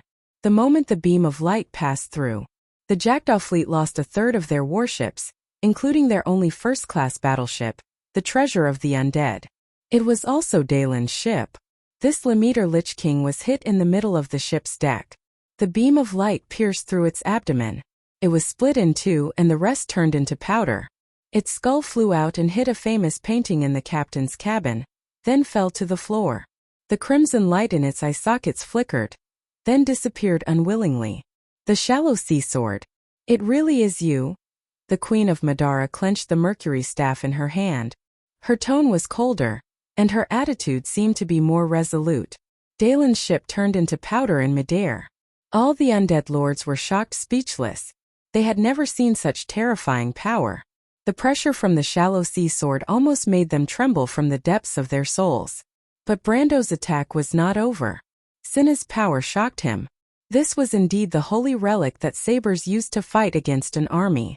After it became complete, its power was close to the power that Milos had displayed. It was the power of God. But Brando felt that he was still unable to control this power. Even if Tiamat's authority was still on him, and he was still in the Sage realm, it was still the same. He furrowed his brows and once again increased the output of his power. This time Cinna no longer spewed out a beam of light, but a cone-shaped storm. After it crossed more than 10 miles, it directly enveloped the entire undead fleet. Half of the sky could be said to be filled with azure brilliance. A light flashed in the eyes of the Queen of Madara. She wanted to use Brando to kill Dalen, but this did not mean that she would allow Brando to destroy the undead fleet. It was already the wealth of the Empire. She did not even think about it and raised the mercury staff in her hand. It was the master of the dark will. It was often said that the Mercury staff could open the door to the underworld. But in his previous life, Brando rarely saw the Queen of Madara display the true power of the Mercury staff, even in front of the Madara players. She was a skillful ruler, but there was little information about her being a powerful necromancer. Of course, Brando guessed that her strength would not be that low. She should at least be in the Supreme Realm. After all, Madara was not an empire with a clear heritage like Cruz, and there was also the Holy Cathedral backing the throne. In this chaotic world, the only thing one could rely on was one's own strength. The facts proved his guess. When the woman raised the Mercury staff in her hand, he felt that he had lost contact with the prime material plane. To be more precise, he felt that he had arrived in a completely dark world. He was only stunned for a moment before he realized where he was. This was the Sea of Magic. Although there was nothing around him, he could feel the surging magic power. It was just that this power was filled with negative emotions such as malice, coldness, and frenzy. In this world, only one kind of power had such attributes, and that was the dark magic. It was also the predecessor of the dark element. Brando raised his head and saw Her Majesty not far in front of him. She was holding the Mercury staff, and the aura of power overflowing from her body was at the peak of the Supreme Realm. But this made him feel a little strange. Her Majesty the Queen should have understood that at this moment, his power was already at the level of a sage, not to mention that he also had a great killing machine like Cinna. She had decisively attacked him, and her backup plan was to pull him into this world created by the Mercury staff to fight him one-on-one? This was not very wise, was it? And it was not in line with her personality. But Brando immediately understood that he was wrong. He saw that the Supreme One of Madara only looked at him coldly, and her wavy black hair moved without wind. He was shocked to find that she was absorbing the majestic magic in the surrounding sea of magic. Absorbing the dark magic? Brando almost thought that he had sensed wrongly. Even a witch would not dare to use the dark magic directly, unless she wanted to immediately become a lunatic. But it turned out that Her Majesty did not become a lunatic, and there was a faint trace of gold in her black eyes. Her strength rose all the way from the peak of the Supreme Realm, and in the blink of an eye, she had crossed the threshold of the sage. But this was not the end. Brando clearly felt that her blood and aura were purifying, all the way from iron, silver, and all the way to gold before it stopped. A god. Brando was completely stunned. For the first time in this world, he felt that everything he was familiar with had fallen into an unreasonable state, as if his original worldview had collapsed. He had never heard of anyone who could directly absorb the dark magic for their own use. Of course, excluding the bastards under Dusk. If all mortals had such power, then they would not have to fight against Dusk. Dusk itself was already a part of the whole world. What was this woman? Or was this the power of the Mercury staff? But Brando immediately shook his head and subconsciously rejected this guess. The Mercury staff itself was only a part of the incomplete Holy Sword Judgment. Even the Black Pearl and Holy Sword Judgment did not have such power, let alone the Mercury staff. Chapter 1307. Brando believed that the Mercury staff only opened the door to this world. This kind of power was similar to the extreme planes, but the power of the Supreme Realm was a simulation of the law, while the power of the Mercury staff directly projected the Sea of Magic into the prime material plane. Compared to the level of the law, the latter was obviously higher. As for the absorption of the dark magic, it was obviously the power of this woman herself. But why did she have such power? Brando frowned and suddenly felt a little tricky. What was the concept of a golden body? It was definitely not something he could figure out. When he was at his strongest in history, he was just a pseudo-silver great warrior.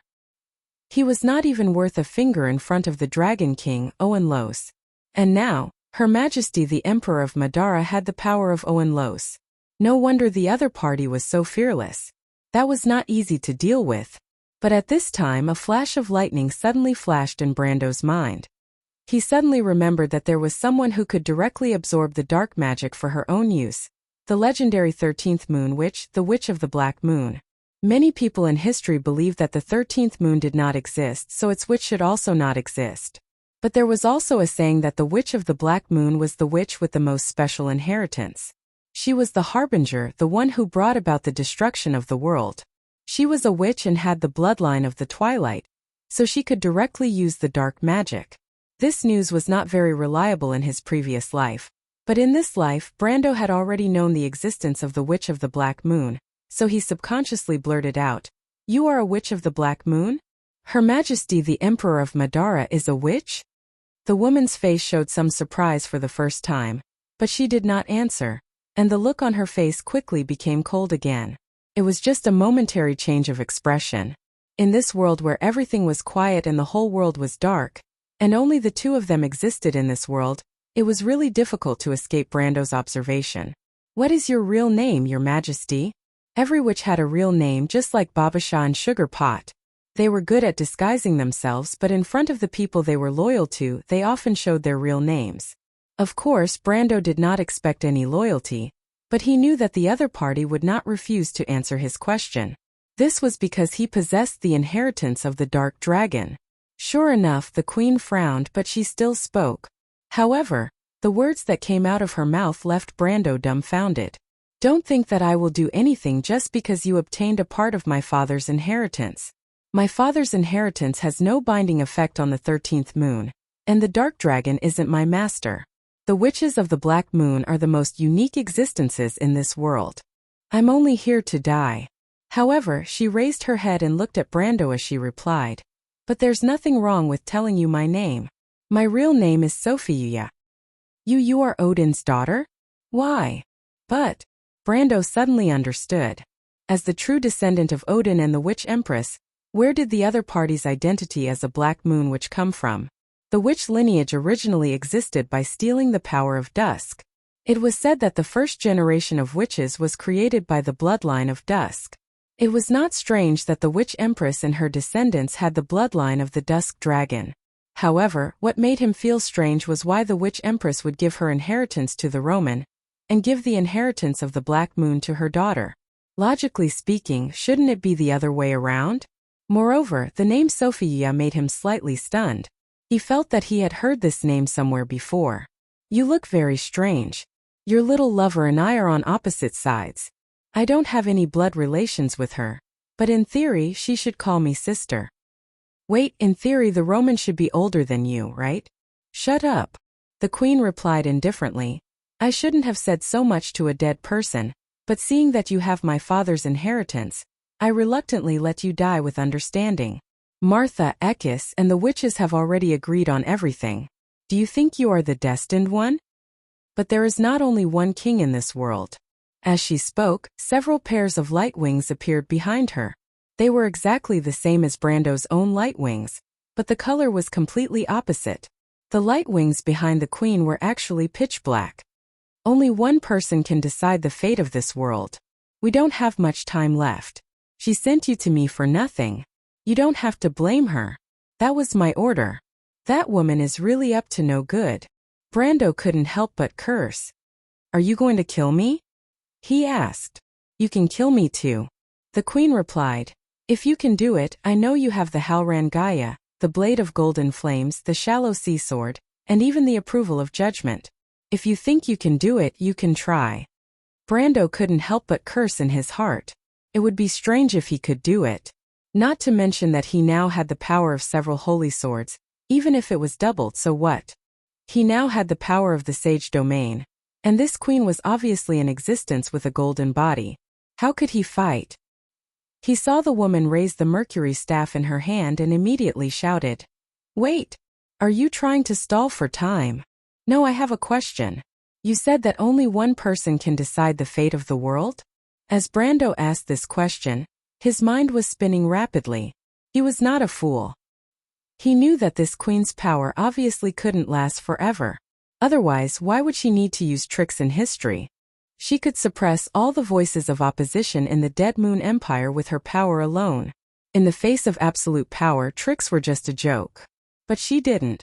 In fact, not only did this queen not do that in history, she even rarely displayed such power in front of people. At least she didn't show it in front of living people, nor did she show it in front of players. Otherwise, there would be news about it.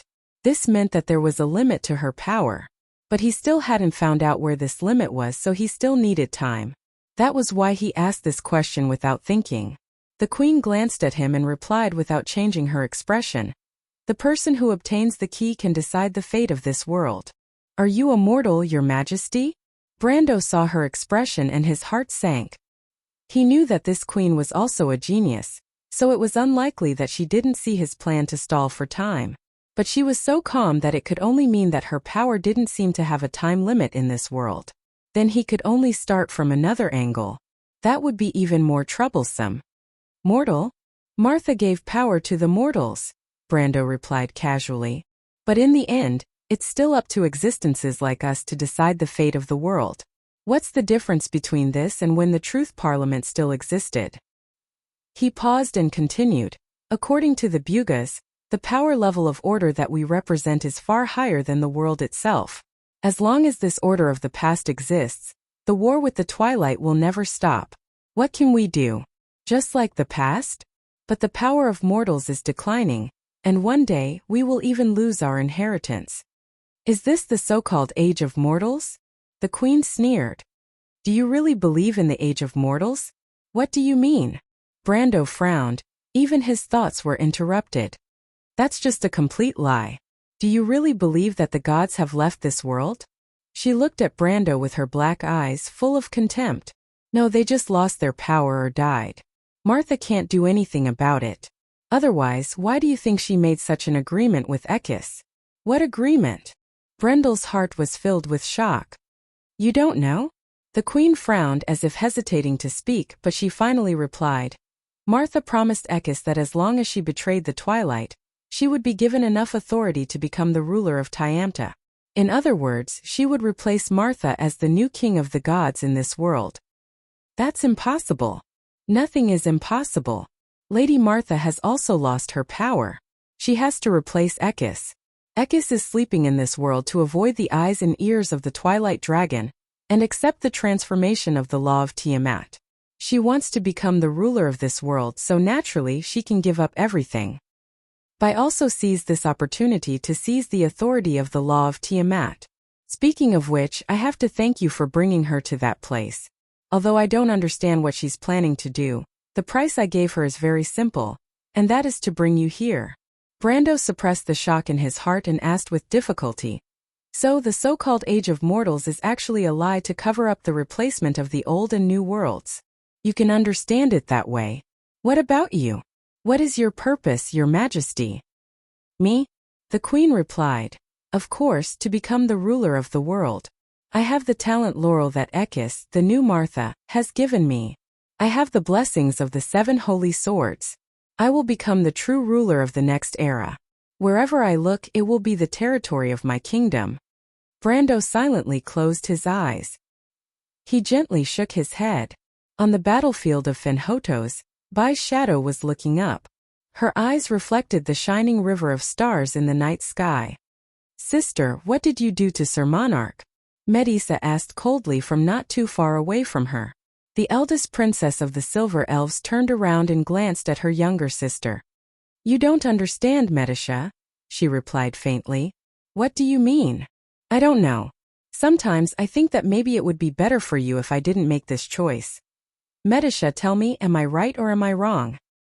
Chapter 1308. The dark world was silent. The queen noticed Brando's movements and said, What, you don't believe me? Brando didn't answer. The memory in his heart flashed one by one. It was the most flawless light in the darkness, as pure as fire, as if it could contain everything. The gentle voice spoke so. It was enough to warm people's hearts. Child, I will give you wings of light, so that you can be king. One day, I will be honored because of you. But how can I honor you, mother? Brando raised his head and opened his eyes. The rainbow ring in his pupils was completely covered by a layer of light golden light, shining in the darkness. In the depths of his eyes, there seemed to be a bright flame burning. Why did the wound exist? Who gave the world the first ray of light? She was the mother of all living things, giving the world everything it should have: life, wisdom, civilization, and kindness. She had shown her children a path of incomparable brilliance. For thousands of years, countless people had been blessed and cared for by her. Even though they had failed time and time again, what shone like the spear of the azure night was their ideals and hope. Ideals and hope, they were only honored because of their tenacity and unyielding. We give her the honor. Because one day, children will leave their mother's arms. They will grow up and be independent. They will take the crown from their mother's hands and become the masters of the world. That day, only then could it be called honor. This was the dream of mortals. But it was also the dream of Martha. Brando shook his head. How could he be shaken? The spears of the Kurlet still shone brightly, and the people of Aween gradually regained their faith. The undead fought side by side with their ancestors on this land, and after 1,000 years, the war song of the Silver Elves once again reverberated across this land. No one gave up their faith. The fire of civilization was not extinguished because of this. Your Majesty, why do you have to lie? He sighed softly. The queen with the mercury staff was stunned. She looked at the man with a strange look. There was pity and disappointment in her eyes, but there was also a trace of appreciation. Then it turned into a distant look. Do you really think so? Actually, I only have one question. How did the fire of the gods extinguish? The queen remained silent. There was silence in the darkness. No one could answer this question, and no one would answer this question, because the answer was formless and naturally echoed in this dark world. They created this world and gave it everything. One day they left. But hope was passed down from generation to generation. After 6 eras, they became the proudest children of the gods. Their older brothers, the Golden Sages and the Silver Guardians, gave everything to them. They were the last generation of this world, the Iron People. And that was where its hope lay. Then what is the age of mortals? Perhaps he still couldn't see the road ahead, but at least he had an answer in his heart. Brando believed that this was his own heart, and also everything that Martha had given him. One day he might get the ultimate answer. But before that, at least he didn't have to wonder anymore. He looked at the queen in front of him and suddenly felt grateful. The questions that had been buried in his heart disappeared without a trace. A sword appeared behind Brendel's back. Like the rising sun, the sword was burning with raging flames, and the golden veins climbed up along the dark blade. That was an unyielding resistance, the origin of the history of the Erewhon and Cruz people. Then there were 4 swords that appeared one after another. The last one was the judgment. When the dark holy sword appeared behind Brando, it immediately summoned the mercury staff. The queen lowered her head and looked at the restless mercury staff in her hand with a complicated expression. I didn't completely lie to you, the queen sighed. Unfortunately, I hope you won't regret your choice at this moment in the future. But I'm curious, I thought I was that person. Brando stared at her. I once met someone, she was more determined than you. Her thoughts were noble, but she fell because of it. But in your eyes, I don't see a trace of madness. Hearing this, the queen's dark eyes flashed, and she gently put down the mercury staff in her hand. You said that I'm not suitable for acting, and it seems that you're right. But as the blessed of the Black Moon, you must abandon your emotions, or the dark emotions will take advantage of it. Are you really the witch of the 13th moon? The queen nodded. Except for the last words, I didn't lie to you too much. In fact, I really wanted to kill you because I wanted to fulfill my father's wish. Are you talking about Odin? She shook her head as if unwilling to talk about it. You were talking about the Silver Queen, right? I'm sorry about her death, Gwendolyn was too extreme, and she paid the price for it. Brando was a little surprised. He already knew that the Dragon Queen and Fuchsia were related by blood, and Fuchsia and Odin were lovers. Speaking of which, Gwendolyn was really the queen's sister. But what the hell? He felt that everything was a mess. The queen raised the mercury staff in her hand. This is everything you want. Loki's staff is the projection of dark magic in the present world. It is the reflection of negative emotions in people's hearts. But a real world cannot be without a dark side. Good and evil, light and darkness, they are all part of it. Annihilation and the value of its existence is to tell the world that our values are diverse. They argue with each other endlessly, but only then can we find the most correct path. Brando looked around, taking in the whole dark world. Although he had expected it, he still understood at this moment.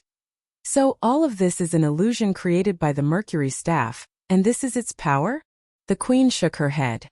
It is not an illusion, but what you are most afraid to see in your heart, and the darkest side of your heart. If you don't see your heart clearly and examine your weakness, you will be swallowed up by arrogance and darkness. This is the meaning of Loki's staff. When she finished her sentence, Yizichin nodded. The dark world around them seemed to become brighter. Although it was still blurry, at least the darkness had disintegrated into fragments and was gradually fading. The queen's power was also rapidly weakening. From the peak of the golden body to the level of the middle of the supreme realm, everything before was like a dream, but her ultimate power did not disperse, still isolating the two of them from the main material plane. Brando knew that this was the time she left for him. He asked, "Ekis really wants to become Martha?" He remembered the conversation between Timmy's and Ko Hua outside the elemental barrier, which seemed to have vaguely mentioned this matter. This is true, but it is not without restrictions for her. Lady Martha has already arranged everything, and the witches are only a part of this plan. The queen replied, "But you don't need to know this. I only hope that you can stick to your own choice. Not everyone can take something from me, but this is the will of the Mercury staff, and I hope that you can go further." "What do you mean?" Brando was slightly stunned, but he saw that the queen's expression had returned to coldness, and she said coldly, "Before taking this step, I have one last question. Brando, do you understand the responsibility that your choice represents?" "I don't quite understand." The queen looked at him and silently said something, but her voice was very soft. She let go of her hand, and the Mercury staff flew out of her hand, drawing an arc as it flew towards him. Brando vaguely heard the sentence, "I hope you don't regret it." Then he stretched out his hand and took the Mercury staff. The world seemed to be stretched at that moment, and the colorful light rapidly faded from all directions. When the colors faded, it was a dark night. Dai Lin's warship that had turned into powder and fell from the sky, the black undead army, Bai with a complicated expression, and the angry elven princess, as well as Adney and her knight. They were all back in his field of vision. The only difference was, he held the Mercury staff in his hand. Time froze here. In the dark space, hundreds of billions of dark golden constructs were suspended. They crisscrossed with each other, forming a huge net that densely covered the sky of Wonde. This was a silent and completely quiet world. Above the atmosphere that emitted fluorescent light, in the void, some crystal fragments would occasionally float past. Streaks of white light flashed past the constructs, and when they continued to brighten, they formed several light belts that were thousands of miles long. A pair of quiet eyes stared at the light belts. Two other voices were arguing in her ears. One of the voices belonged to a giant wolf. It stood majestically in the void, with the world wall that covered the entire sky as the background. Its silver eyes coldly stared at Bai, who was suspended in front of it. The small elf was not even as big as the tip of its nose. "Which, you brought me here from the loop of trade winds just to buy time?" Ekis asked. Sophie answered calmly. "Ekis, you weren't so impatient in the past. This isn't impatience, it's uneasiness." Ekis shook his head. "The more you understand, the more afraid you will be of this world. I don't know what you're thinking, but unlike you, I don't believe in luck." "That's not luck," Bai suddenly said. "Ekis, are you going to break your promise?" Chapter 1309. After Haku spoke, there was a long period of silence in the empty space. After a long while, the silver wolf raised her head again. She looked at the silhouette of the silver elf elder princess with an indifferent gaze. The latter's will permeated the entire space, but she did not care. "Little one, that's the rule of your game." Ekis shook his head. His silver mane swayed gently. "Have you seen the ultimate mystery of the universe? Compared to all the truths in this world, your lives are too short. It's as if in a moment of my thought, you have already declined generation after generation." After saying that, the elegant creature raised her head proudly. "So with your short lives, you can't understand its meaning. It's a moment of the universe, but it's also the eternity of all things. Its birth is older than everything you know, even before the birth of consciousness in the universe itself. It doesn't bring destruction but new life. I've seen many people struggling to survive until now, but the end result is the same. Everyone knows how powerful it is. But in the end you still betrayed it, didn't you?" Haku sneered. "That's the charm of all of this." Ekis's eyes flashed with a gentle light. "Birth and destruction are never constant. Because your vision is too short-sighted, you can only see the moment in front of you. The crystallizers and the no race, the locusts and my people are just the will that it produced in a moment. Just like the dreams of mortals, we're just a part of this world. And it's full of variables. Your war, my betrayal, it doesn't hurt at all. Your resistance is just like a part of this world. Can you hurt time itself? No. Whether you do evil or good, whether you live or die, the river of time will always move forward. Even if all things cease to exist, time will still flow. That's the great power. Haku frowned. I hate your nihilistic thinking. As I said, this isn't nothingness. It's only because your lives are too short that you feel this kind of sorrow. In fact, even your short lives and some of your laughable actions are meaningful in my eyes. Even to it is meaningful, replied Ekis. It is only that you and I that have a different definition of the meaning. Existence is meaning. Sophie, who had been quietly watching Woned, suddenly said. She turned her head. The witch's face was completely different from the Queen of Madara, but her eyes were similar. They were both indifferent and quiet. There's no need to argue. What do you want? Authority, Ekis replied. I will immediately reactivate this world. This is your only chance. In the next era, with the help of the new gods, you will obtain even more opportunities. But this time it's too late. When it descends, you will no longer have the slightest chance of victory. That's impossible. Bai rejected flatly. That's possible, replied Sophie quietly. I agree to your request. Your Majesty. Haku turned his head and looked at her. 3 existences floated in the void. 2 people and a wolf. The gods in the past and the future, have always controlled the fate of this world. There is no difference, replied Sophie. But she is Ekis, the new god of Woned. So what? She turned her head and looked at Haku's shadow. It is the world that chooses its fate, not us who decides the future of the mortals. This is not charity, Haku. Humph. Very few people understood what had happened in the instant before that. But at least they could be sure that the Queen of the Undead opened the extreme plane and pulled Brando in. Although it only lasted for a few seconds, the extreme plane disappeared in a few seconds, and both of them returned to the world unscathed. Brando raised his hand high, still maintaining the posture of taking the mercury staff from the air. The restless Insursta was the first to see this scene. His eyes narrowed slightly, and he almost cried out involuntarily. But although he did not shout out in the end, his actions inevitably attracted the attention of others. Adney and a few of the 9 phoenixes were fine, but Medisha, Blank, and Delphian were stunned at the first moment. They looked at the mercury staff in Brando's hand with a look of extreme disbelief. In fact, Brando himself was a little dumbfounded. He did not expect that the Queen would disperse the extreme plane in such a situation. What was she trying to do? The commotion at the front quickly spread to the liches and liches behind the undead army. When the apprentice necromancer saw the mercury staff in Brando's hand, they all looked back with an expression of disbelief. The undead lords also turned their heads one by one. Their gazes were all gathered in the direction of Her Majesty the Queen. Almost no one dared to believe that the mercury staff would be lost because of this.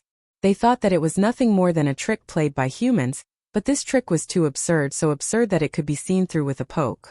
But the question was, how could there be such a stupid person who would think of playing such a trick in front of so many people? In their minds, these humans were clearly not such stupid people. The undead lords were actually a little uncertain. And when they saw that Her Majesty the Queen's hand was empty, this kind of panic spread uncontrollably. Your Majesty. Isaac's face was pale, so pale that one could tell at a glance that he was a necromancer. Large beads of sweat seeped out of his forehead, and he stuttered as he asked, so nervous that it was as if he would suddenly die from arrhythmia in the next moment. But the Queen did not answer him. Her face was full of shock, and she trembled as she looked at Brando, as if something unbelievable had happened. Brando saw this woman's expression from afar, and couldn't help but curse in his heart. What happened to saying that I'm not suitable for acting? What happened to the witches of the Black Moon having to abandon all emotions? What happened to the basic trust between humans? Well, he meant the basic trust between humans and the undead. Can't you just play around like this? He couldn't help but call himself an idiot in his heart.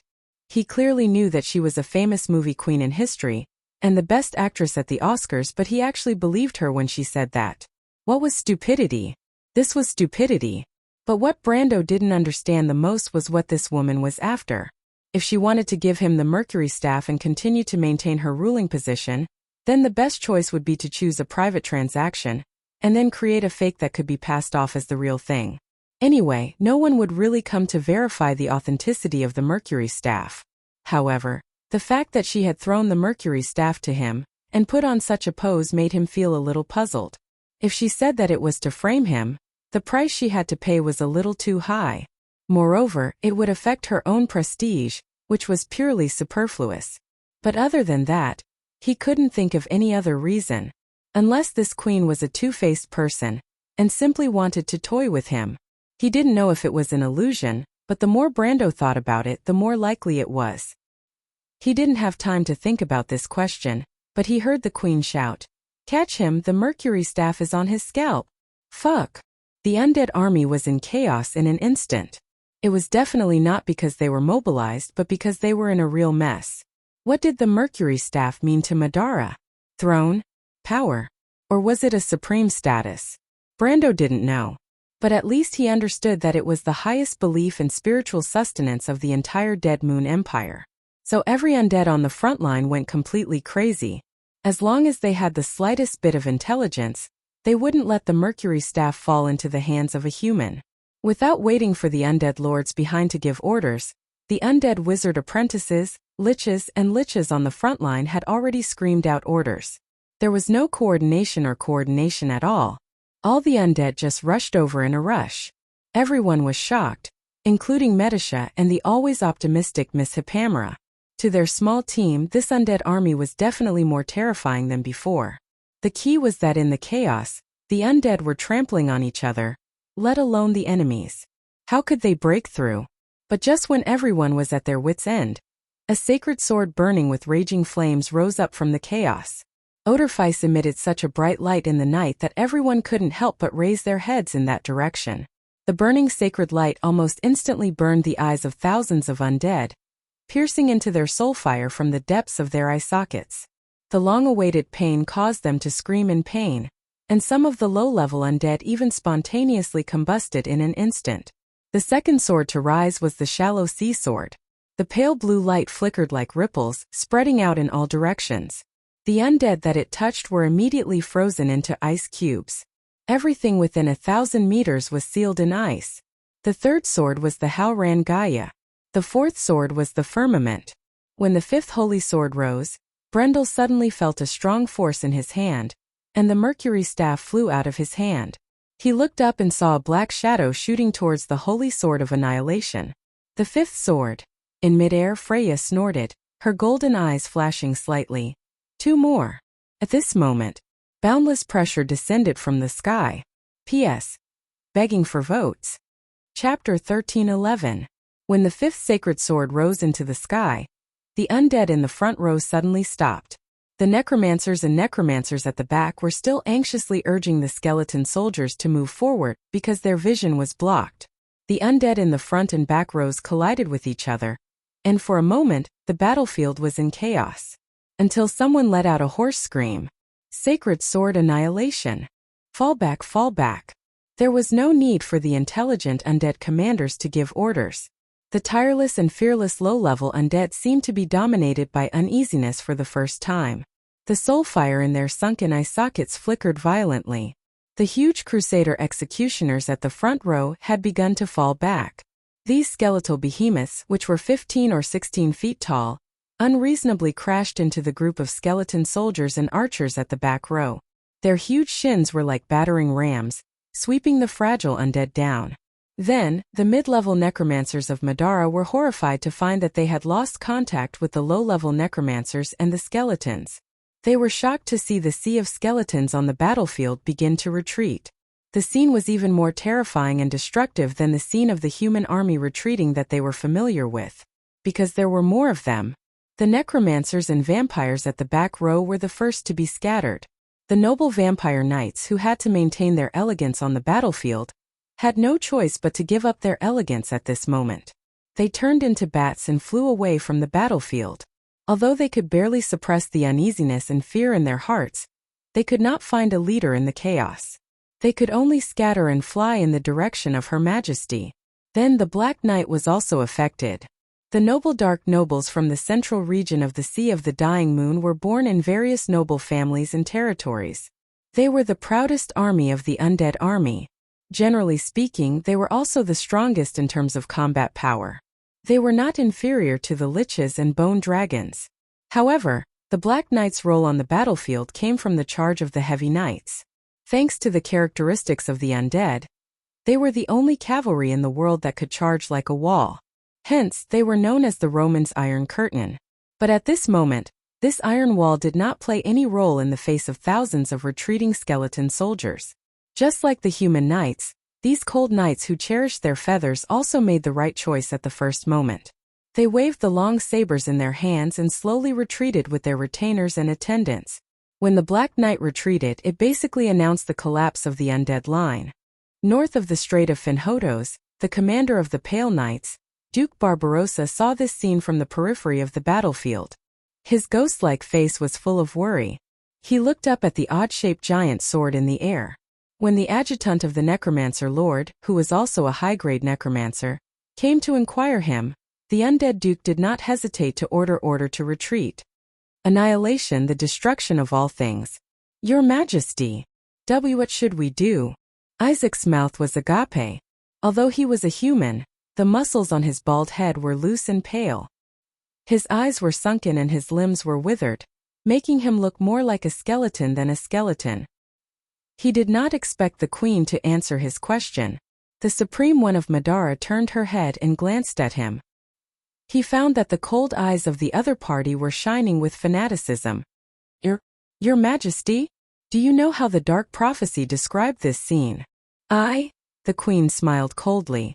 When Duke Balakirivo sent you here, did he tell you that you can never go back? Your Majesty, no. Isaac's eyes widened.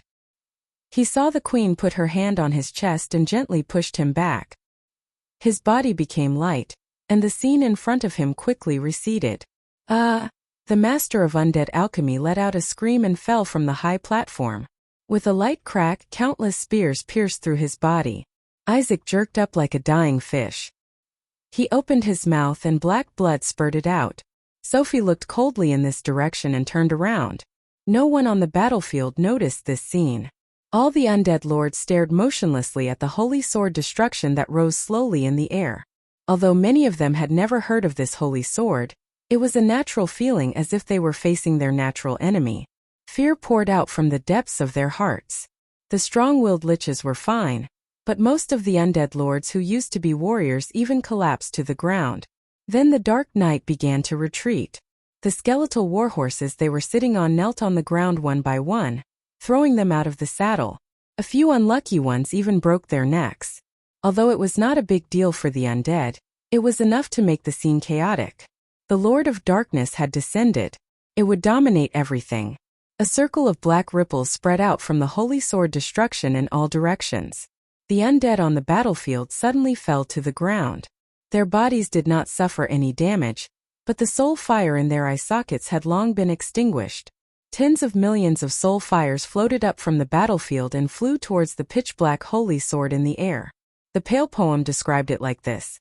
The beginning, a world born from thoughts, the beginning of everything. The world was in chaos, water and wind, fire and lightning surrounded everything. Then creatures were born from the water, multiplied on the earth, blessed by the wind, endowed with wisdom by fire. Martha said a name. Nana Inta. Light, darkness, wind, water, fire, earth, the 6 elements surrounded this world. The original laws of nature formed another 14,000 gods. Grasping all of this, it was done. Pale poem, the Book of Beginnings, one of the gods was in charge of the kingdom of the dead at the end of all life. It was Hela, the god of the underworld. Legend had it that when Hela fell, the authority of the underworld was lost to the world. It was divided into 3 parts. The most important part, the Mercury staff, was lost on the earth and established an eternal kingdom. But in the legend passed down from generation to generation in Madara, Hela would eventually return and take back the authority of the underworld. When that day came, it would be the Sabbath of the undead's eternal rest. Now, The Lord of the Kingdom of the Dead had returned to the world. Almost all the undead felt the resurrection of the underworld dragon Hela at this moment. It was in the sky, and the 17 stars that made up it were shining brightly. Long before the year of the Lord, Chaos 327, this constellation had already collapsed in the void. And at this moment in the dark purple sky of Finhodos, it was side by side with the war dragon. In the sky 35 degrees north of Alphonse, the god of fury, it formed the shape of a black rose. The light of the 17 stars fell on Brando's body. 17 satellites. Hela is only a god with secondary authority. Why does it have its authority? Fuchsia looked up and muttered to herself. In the void outside the elemental boundary, 2 people and a wolf reached a final agreement. Hela is the daughter of Loki and Anboda. Her existence that day was part of the plan to tell the dead. The first generation of arbitrators planned these 17 satellites and designated its secondary authority because rebooting the world was never the first choice of the ancestors. Martha wants us to remember that it is always the last and most helpless way. Sophie looked at the fluorescent atmosphere and said quietly, "Now the authority of the Ring of Nibelungen walks on the earth. He is the last king of this era, and you and he will be the 2 existences with the highest authority in this era, just like the first generation of ancestors and Martha. And now you must decide the fate of this world together." Of course I understand. As if something had happened before, Ekis looked a little weak. His huge body became illusory and translucent like Haku's previous state. He will also understand this. The era of mortals can't be established in one era. At least we have learned enough lessons and experience this time. One day maybe it will really succeed. She shook her head. Although I don't think so. You have to be firm in your beliefs, Ekis, Haku replied with a frown. It's Lady Martha, Sophie said quietly. I don't need you to tell me that. The moment I assimilated with it, I became one with the order of this world, Ekis replied proudly. This assimilation itself wasn't her replacing me, nor was it me replacing her. I know she left some tricks behind, but I won't bother about it. But you, little elf, what did you leave behind in Nucleus 14? Why can't I enter? Nucleus 14 is Helene's domain. It is the most mysterious domain in this world. Even Martha is not the ruler of all things. You are the one who created them, but you are not a dictator. Haku replied flatly. Sophie turned around and looked at her. I won't bother with you. At least you keep your word. I didn't expect you to admit it. Well, since we have reached an agreement, it's your turn to fulfill your promise, Haku said. Ekis narrowed her eyes and looked at the faintly glowing continent of Wonde. You still won't give up? What does this have to do with you? Is this how you treat the mother of all things, little elf? I will only admit it when you fulfill your promise. Ekis chuckled. She suddenly stood up, and her enormous body slowly stretched out in the void.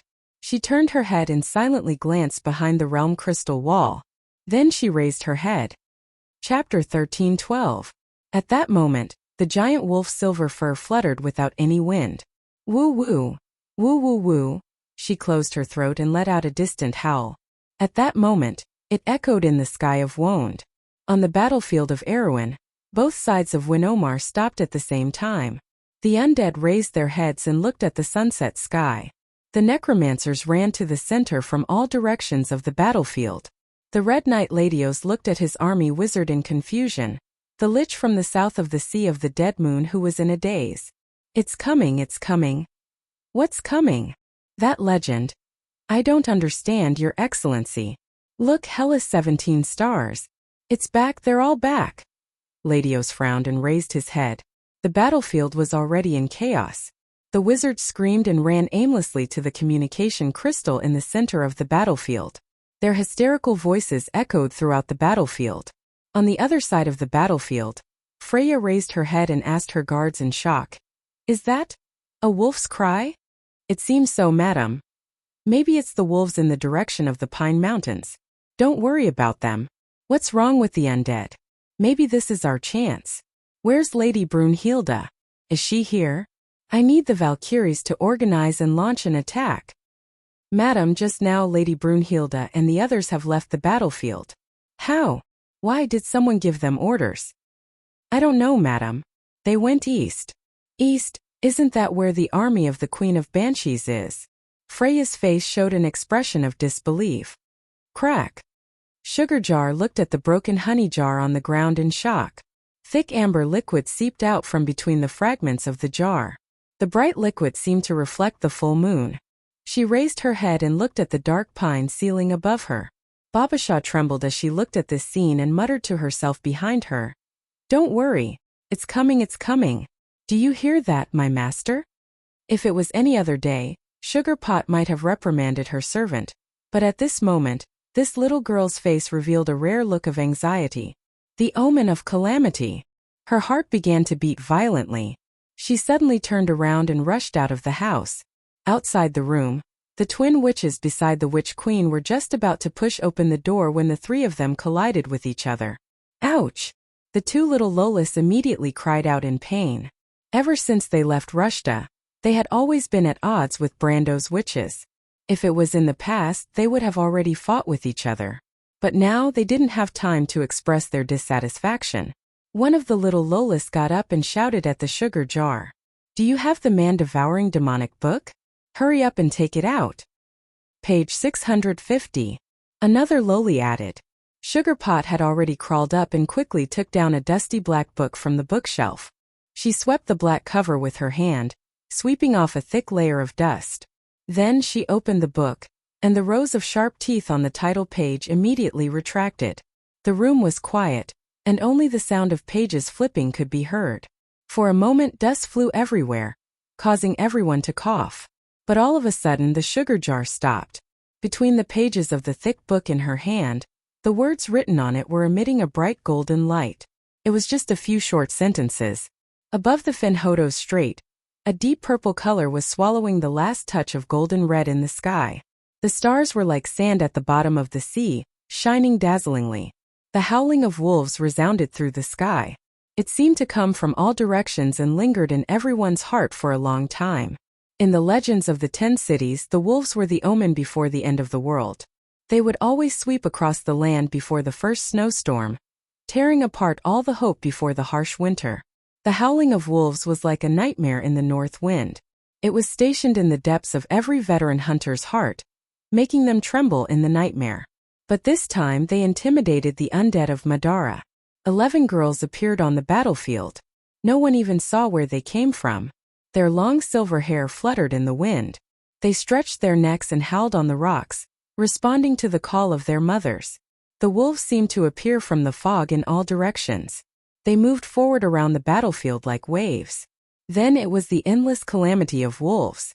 The dark nobles of Madara watched this scene without moving. The sea of undead that they were proud of. The army of the crystal cluster that they once regarded as a great enemy.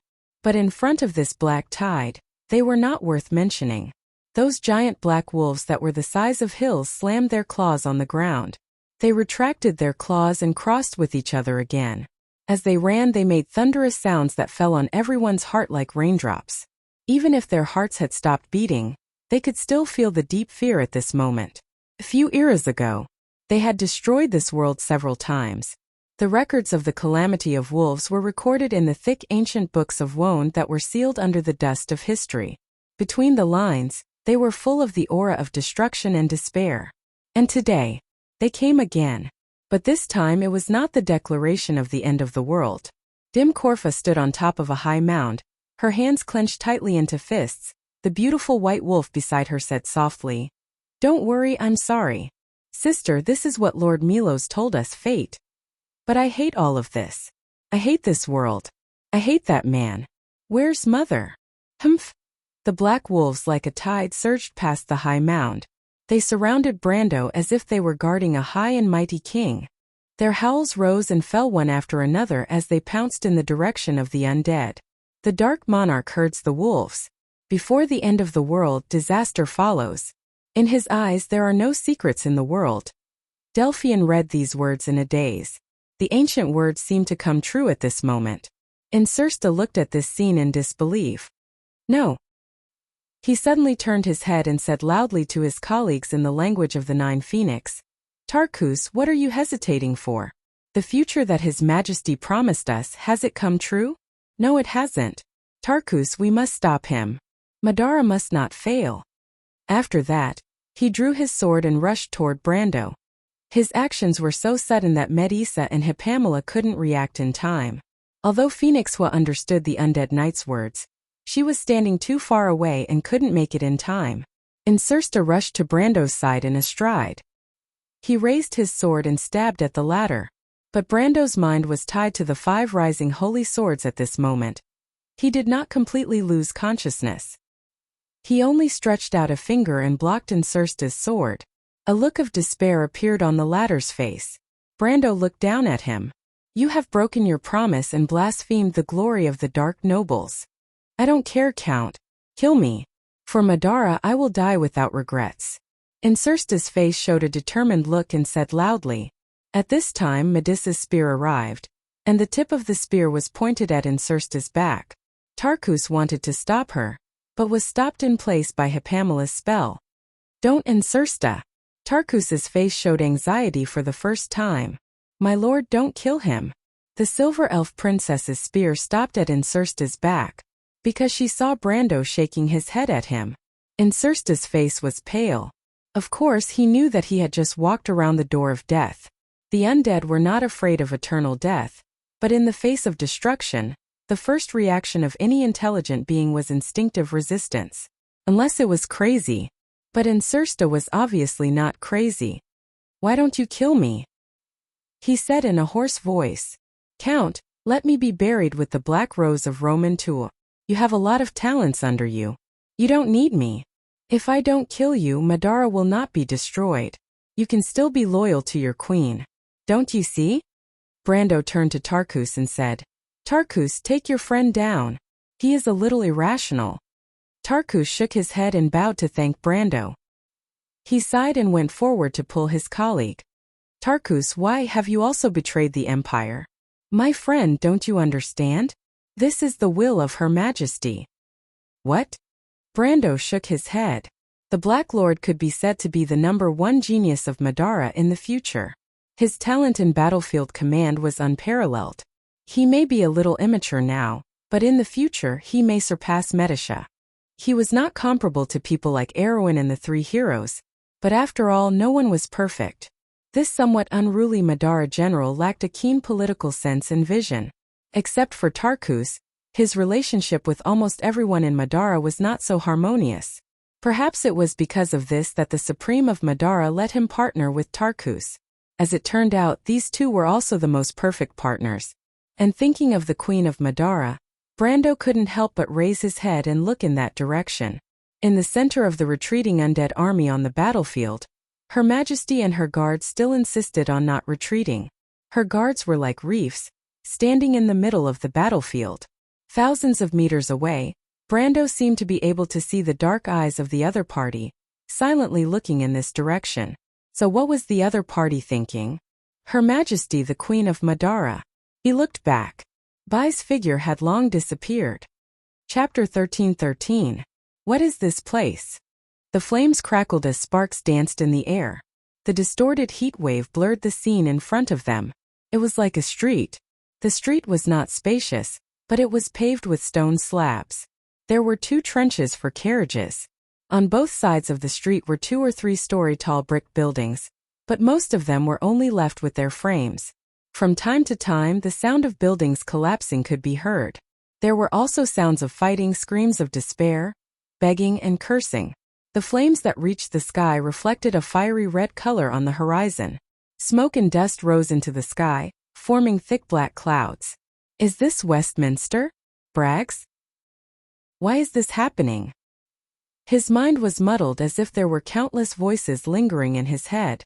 They seemed to be talking loudly, arguing with each other, whispering and chattering. Sometimes it was a man, sometimes it was a woman, sometimes it was an old man, sometimes it was a child. Shut up! Shut up! Tersh shook his head and shouted loudly. Sure enough, all the sounds stopped. He saw another scene. It was a dark and empty world, and there seemed to be solid ground beneath his feet. A group of people wearing white robes and emitting fluorescent light were walking forward. Those people had no faces or hair, and he seemed to be involuntarily following them. Terst, Terst! A ghostly voice called his name through the void of space. The voice reminded him of his own childhood in the countryside of Weinomar, when he had hidden in the stables, separated by a thin wooden wall, and the wet nurse had called his name. Then the door was violently flung open, and he saw the face that haunted his dreams, and that he least wished to recall, his nominal father, the Duke of Grenoires, who glared at him as coldly and angrily as he remembered it.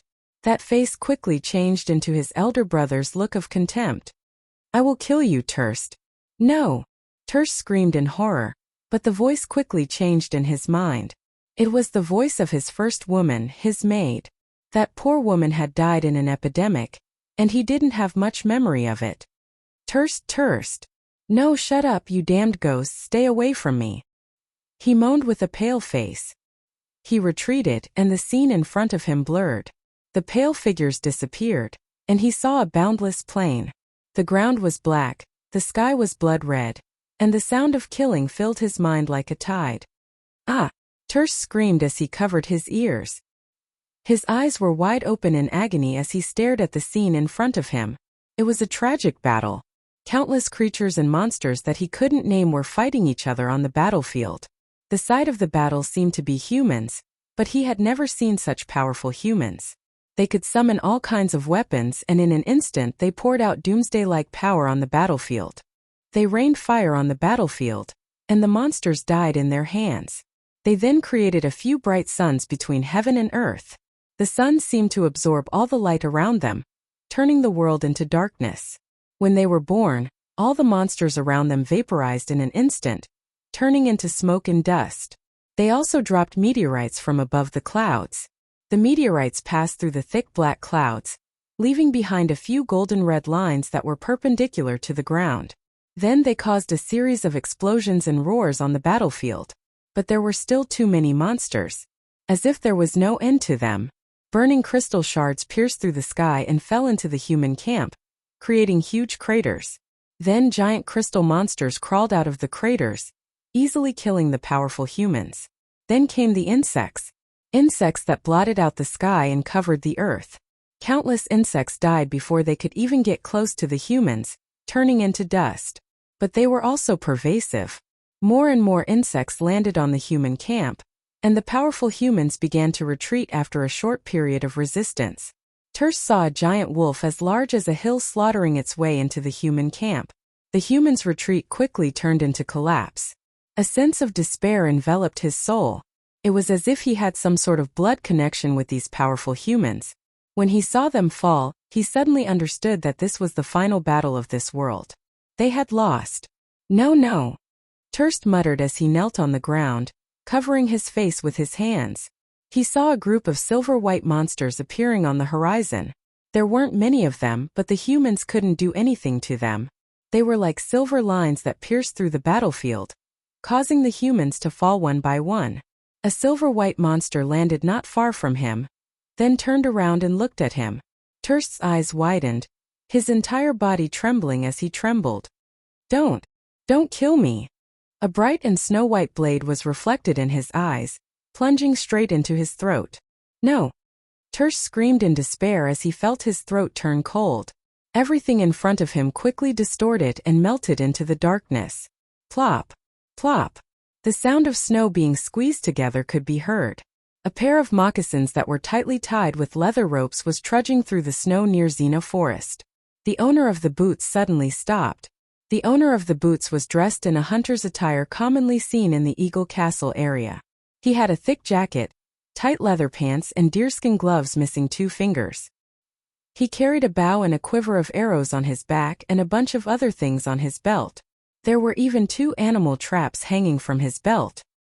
He was about 67 years old, in the prime of his life at Wone's age. His skin was dark, and it was obvious that he was an experienced hunter who had spent a lot of time in the wilderness. The man had 2 hunting dogs on his leash. The dogs were sniffing around the ground, but the first snow of late autumn in the north interfered with their judgment, causing them to hesitate. After a while, one of the dogs raised its head and barked towards a direction in the forest. A lot of snowflakes fell from the trees. A group of riders came out from the forest behind the hunters. The leader of the group, an elderly knight, pulled on the reins and asked, "Did you find anything, Pierce?" There's something in the forest, my lord. Could it be a herd of deer? No, my lord. There's no trace of a herd of deer nearby. Maybe it's a rabbit or some other small animal, a young knight said. No, the dogs are very uneasy. Only bears in the forest can make them so uneasy. But the bears are hibernating now, so you can't see them, Pierce said with certainty. Maybe there's one or two that aren't so afraid of the cold. The snow isn't thick yet, so they have to hurry out and store food. Duke Hoffman waved his hand. Believe in Pierce. He's the best hunter around here. Draw your swords. Boys, let's go in and take a look. No, my lord, let me go in and take a look. I'm familiar with the forest. If there's anything strange, I can at least send a message. Pierce replied in a deep voice. Duke Hoffman looked at the old hunter and nodded. The forest quickly became quiet. The young knight seemed a little nervous. There were many ancient legends about the forest. There was a forest with many old human faces carved in it. It was said that the person who carved them was once the owner of the forest. But these people had long been lost in the depths of the forest, leaving behind all kinds of mysterious sayings. Not only the humans, but the horses also seemed a little uneasy. The war horses of the 10 cities area all came from Ice Bay, which was further north. They were cold-resistant, tall, and covered with hair. Wild horses fought with wolves all year round, so they were fierce, brave, and wild. But these Ice Bay horses were now snorting, and white mist with warmth came out of their nostrils, condensing around the cage. They used their hooves to scratch the ground, as if something in the forest made them very nervous. The knight comforted their companions, but Duke Hoffman's face was full of seriousness. According to the tradition of the Eagle Castle, the forest would be frozen after winter. It was said that the ancient spirits would appear in the depths of the forest to patrol and hunt.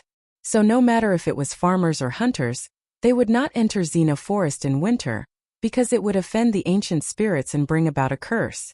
If not for the fact that he had no other choice as the owner of this land, he would also not be willing to enter the forest in this season. He had been in charge of the Eagle Castle for 63 years. Including his long youth, he had lived here for almost a century. As an old man, he was very clear that these traditions and taboos could not be violated. But there was a reason for this. 2 days ago, a strange thing had happened in the forest, so he had no choice but to come here and investigate everything clearly. Speaking of which, this matter had to be told before the short summer in the 10 cities area ended. That was something that happened 3 months ago. The wild elves came across the sea, disembarked in the 10 cities area, and then went east, passing through more than half of the northern territory. One of them just happened to arrive at the Eagle Castle.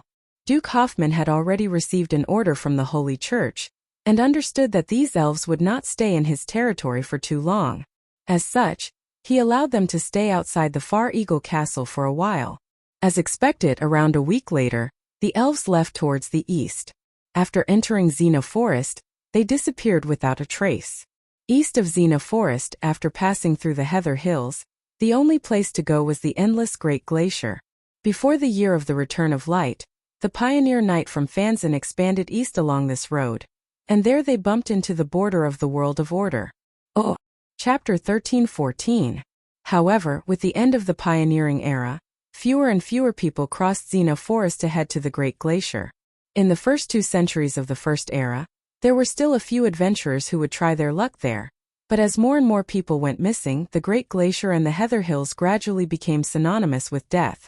In Duke Hoffman's memory, the last time an adventurer appeared in the Eagle Castle was around the year of the croaking of frogs. After that, no one came here again, and the Eagle Castle gradually became a desolate border area that no one patronized. Thus, he couldn't help but be curious about what the elves were doing in the east. Was it related to the legendary treasure buried in the Great Glacier? With such curiosity, he ordered people to keep watch at the entrance of the forest day and night, wanting to see when the elves would return. But no one would have thought that the elves would be gone for 3 months. After that, there was no news of them at all. After a short summer, the 10 cities region entered the bleak autumn season. Before the snowfall, both beasts and humans had to stock up on food. The residents of the Far Eagle Castle also had to prepare for the annual festival. All kinds of mundane affairs began to become busy. Naturally, he had forgotten about this matter. After all, regardless of whether the elves were completely annihilated in the Great Glacier or whether they brought back any treasures, it had nothing to do with the residents of Eagle Castle. Although Duke Schaufman was the owner of this place, there was nothing he could do about the wild elves, especially when the Templar Church did not show any obvious attitude.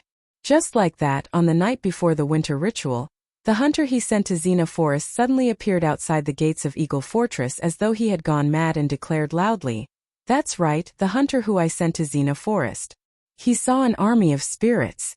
Naturally, no one believed this nonsense at first, but the hunter was determined not to take a step closer to the forest. He swore solemnly, and looked like he was on the verge of a mental breakdown. He shouted at everyone saying something about ghosts, pale armies and the like. Eagle Castle wasn't big, and there weren't many residents. Naturally, such an incident quickly spread to the Duke's ears. His attitude was different from normal people. When he heard about this unlucky young man's encounter, he immediately thought of the ancient legend of his family, the ancestral spirits in the forest.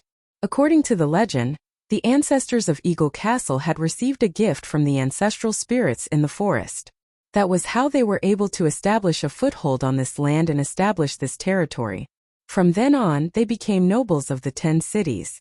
However, there weren't many written records of that legend in the family. He had only heard his grandfather talk about it once, and only then did he know that there was such a thing. Although the legend sounded like a fairy tale, it was said that the ancestor who built the Far Eagle Castle had once lost his way in the forest. In the midst of hunger and cold, he had hallucinations and saw the ancestor spirits in the forest. The ancestor spirits led him to a forest full of carvings. There, they entertained him and gave him a fire seed and a piece of stone. Later, the ancestral spirits of Eagle Castle, Eagle of Eagle, Eagle Castle, Eagle, Eagle and Eagle Castle, Eagle Castle. That fire seed was still preserved within the Far Eagle Castle's sacred hall, illuminating this desolate land for thousands of years. As for that piece of stone, it was said that during a winter hunt, due to the accidental death of the Far Eagle Castle's patriarch, it was forever left in the depths of the forest. It was also from that era that the Xena Forest in winter became a forbidden area for Eagle Castle. The descendants of Eagle Castle had always believed that the piece of stone was their lucky charm, because ever since the piece of stone was lost, the family began to decline. Night explorers and adventurers no longer appeared on this land, and the once prosperous Eagle Castle fell into a difficult situation. Duke Schaufman was a devout believer of the Holy Church, and he had always maintained a respectful attitude towards the ancestral spirits in the forest and these mysterious legends. However, in his heart, he also believed that the missing piece of stone had a special connection with the rise and fall of Eagle Castle. However, he had a different opinion from his grandfather and parents. He believed that the piece of stone was a sacred item bestowed to the family by Sage Fanzin, and that the family had suffered such a punishment because they had carelessly lost it. Just like the ancestors of the family, he had always wanted to find the piece of stone, and the scene that the young hunter had described that night was no doubt an opportunity, igniting the old duke's long-cherished wish. In the young hunter's description, the army he saw advancing in the fog was very similar to the legend that had been passed down in the family for generations. The ancestral spirits in the forest had appeared once again. In that case, was that stone fragment going to return to the Far Eagle Castle again? Duke Schaufman couldn't help but have such thoughts. Although almost everyone advised against entering Xena Forest in winter, he definitely couldn't wait until spring when the ice and snow melted. He thought that perhaps this was a test given to him by Sage Fanzin. If he didn't have the courage to accept this test, then the Eagle Castle would forever miss the opportunity to obtain the piece of stone. With such a firm thought, he led the knight and a few experienced hunters into the forest. However, after entering this mysterious forest, Duke Schaufman couldn't help but feel uneasy. After all, there were just too many legends about it. Even the Xena Forest didn't only have good legends about it. Many people had gone missing in the forest in search of it, never to return. People often said that those people were sealed in the Xena tree, becoming a human face on it. Although Duke Schaufman had always been dismissive of the rumors of these rural farmers, when he truly entered this eerily quiet forest, those strange legends couldn't help but appear in everyone's hearts. After Pierce entered the forest, not a single sound came from the forest for a long time. The sounds of the two hunting dogs were also swallowed up by the sea of trees. The silence made everyone's hair stand on end, as if something was constantly watching them from behind. Duke Schaffman took off his mink gloves. He couldn't stand the silence and was about to order the knight to do something, but it was at this time that he suddenly heard a whistle. This sudden sound scared him so much that he almost fell off his horse, but it was at this time that he heard his knight let out a cheer. He quickly raised his head and saw Pierce walking out of the forest. "What took you so long?" Duke Schaffman asked in dissatisfaction. "I ran into some trouble," Pierce replied. "There was a person in the forest. His condition wasn't very good, so I spent some time to help him. Otherwise, I don't know if he would have survived." "Person?" "Yes, he doesn't seem to be a local. Before he fainted, he kept saying that he wanted to see you, my lord." "He wanted to see me?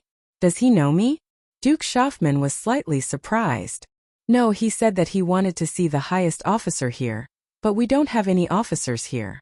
"I think he was talking about you," Pierce replied. As he spoke, he took out something from his pocket. "He also gave me this. I don't know what it is." Duke Schaffman's eyes narrowed slightly. He saw that the old hunter was holding a piece of brown stone in his hand. The smoke over the Finhoto Strait finally dissipated after the last ray of sunlight disappeared into the horizon. Enveloped by the will of the Holy Sword of Annihilation, the undead who had lost their will to fight did not resist for too long. The low-level undead were the first to betray the will of the Roman Black Rose and abandon their original master. When the Black Knight, who resisted the most, was completely devoured by the wolves, there was no longer any suspense on the battlefield.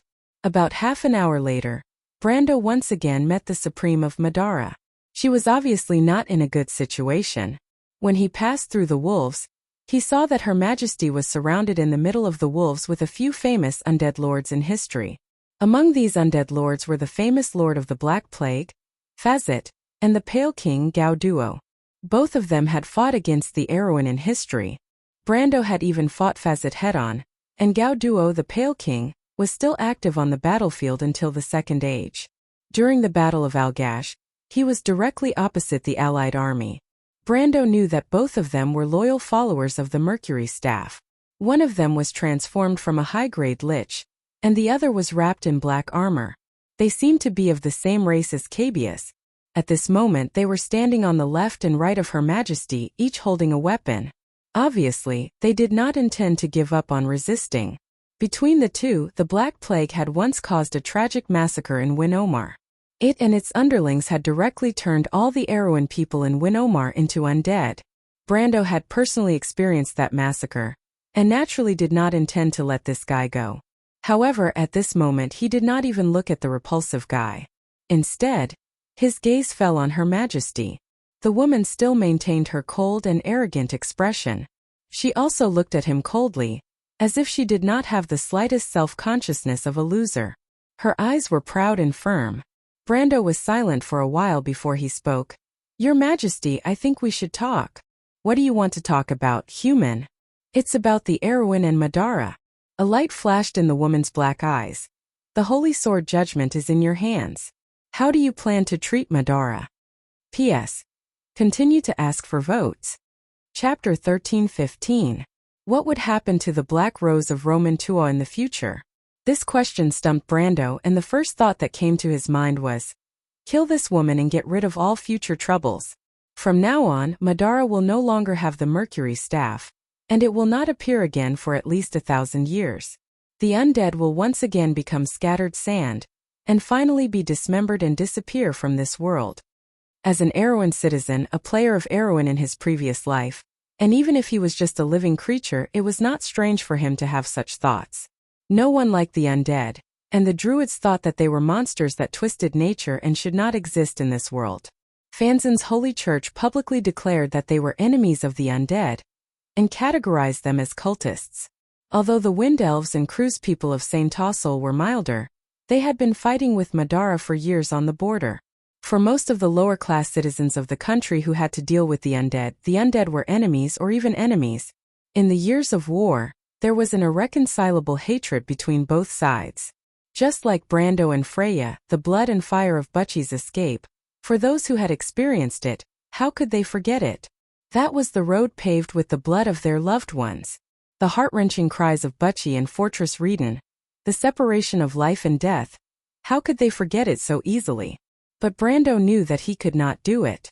Madara was a huge country, and although Insursta called it an empire, in reality, at least in this era, it could not be considered a true centralized empire.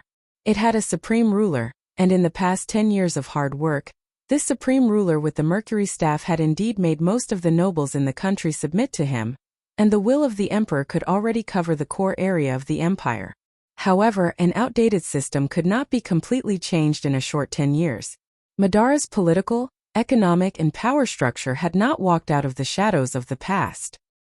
His Majesty had only completed the forced unification of the military, and used benefits to make the Dark Lords reach an agreement with him.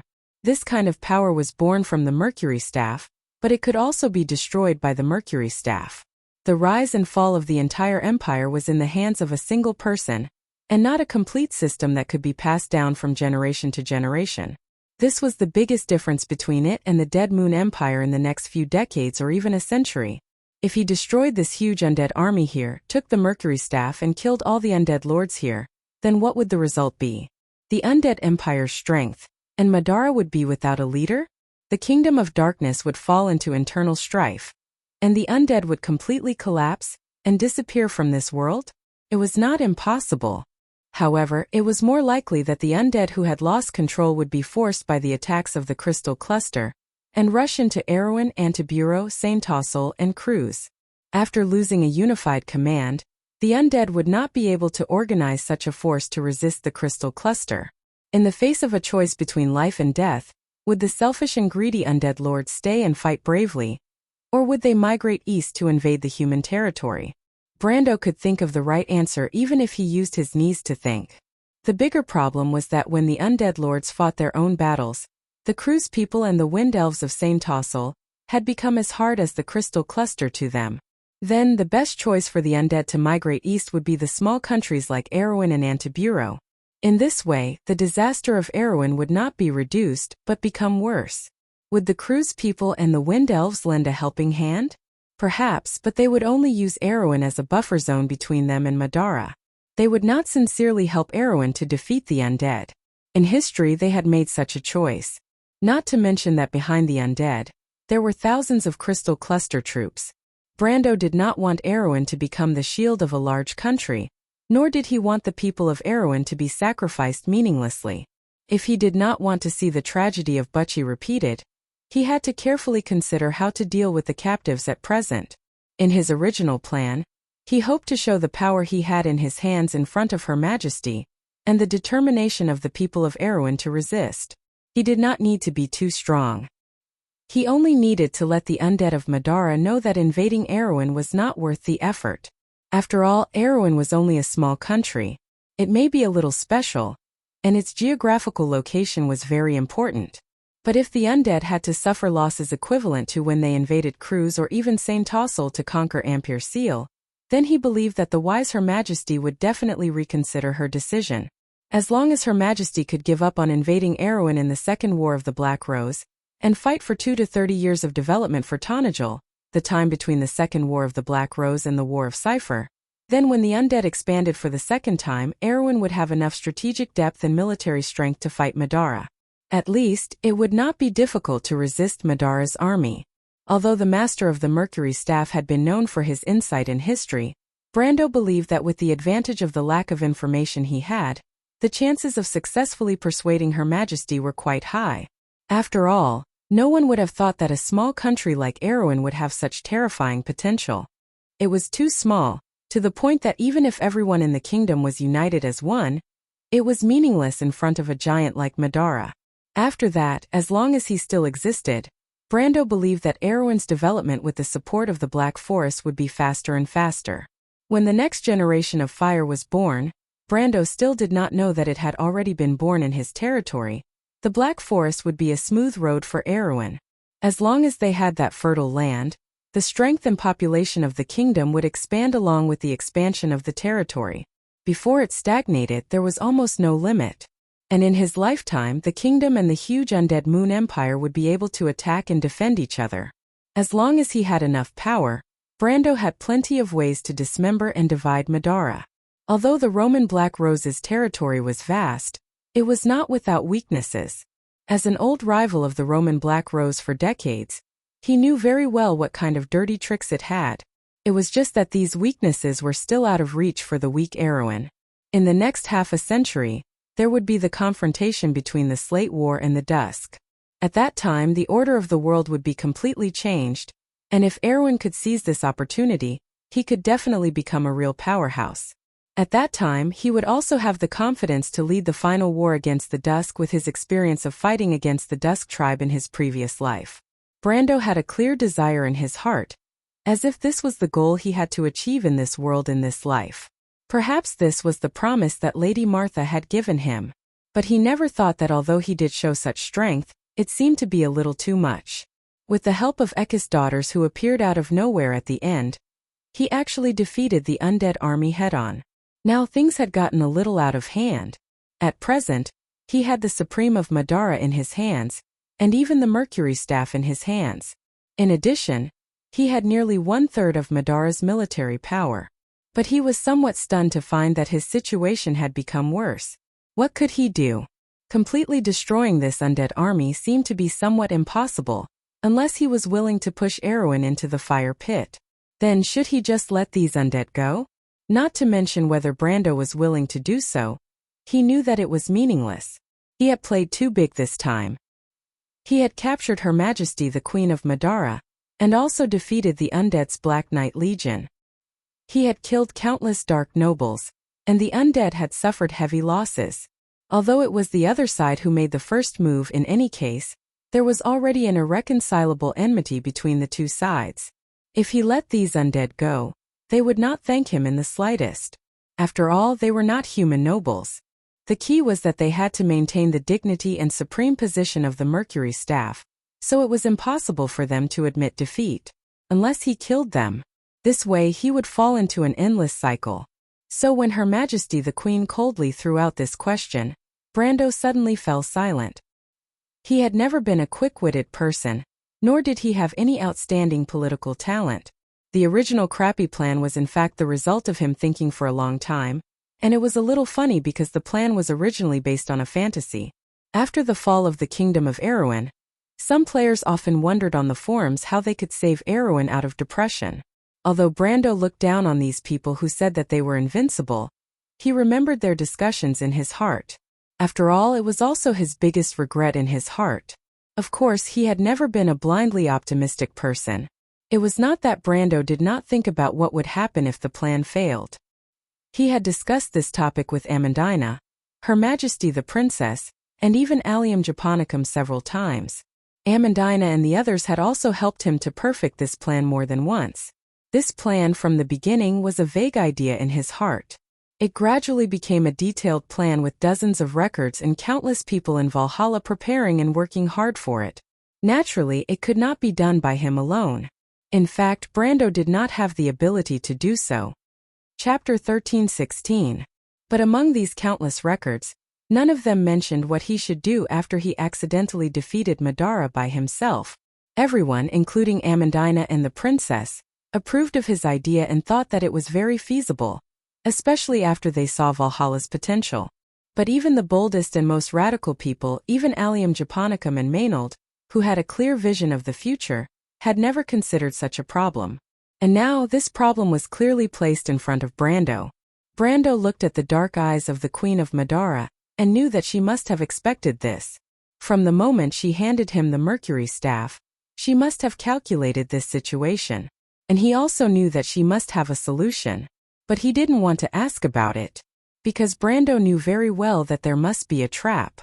This supreme person who held the Mercury Staff in history had set this trap from the beginning, and even used herself as bait. How could this trap be so simple? But what made him distressed was that he quickly realized the difference in intelligence between him and the other party, because even if he racked his brains, he still couldn't figure out what the other party's purpose was. This was a little too sad. He subconsciously turned his head and looked at Medisha, who was not far away. When Amandina and Her Royal Highness were not by his side, this silver elf princess might be the only think tank he could rely on. Unfortunately, Metisha was not omnipotent. She had even less information than Brando. Facing Brando's questioning gaze, she only gently shook her head, indicating that he should not act rashly. But the problem was that Brando didn't dare to act rashly at the moment.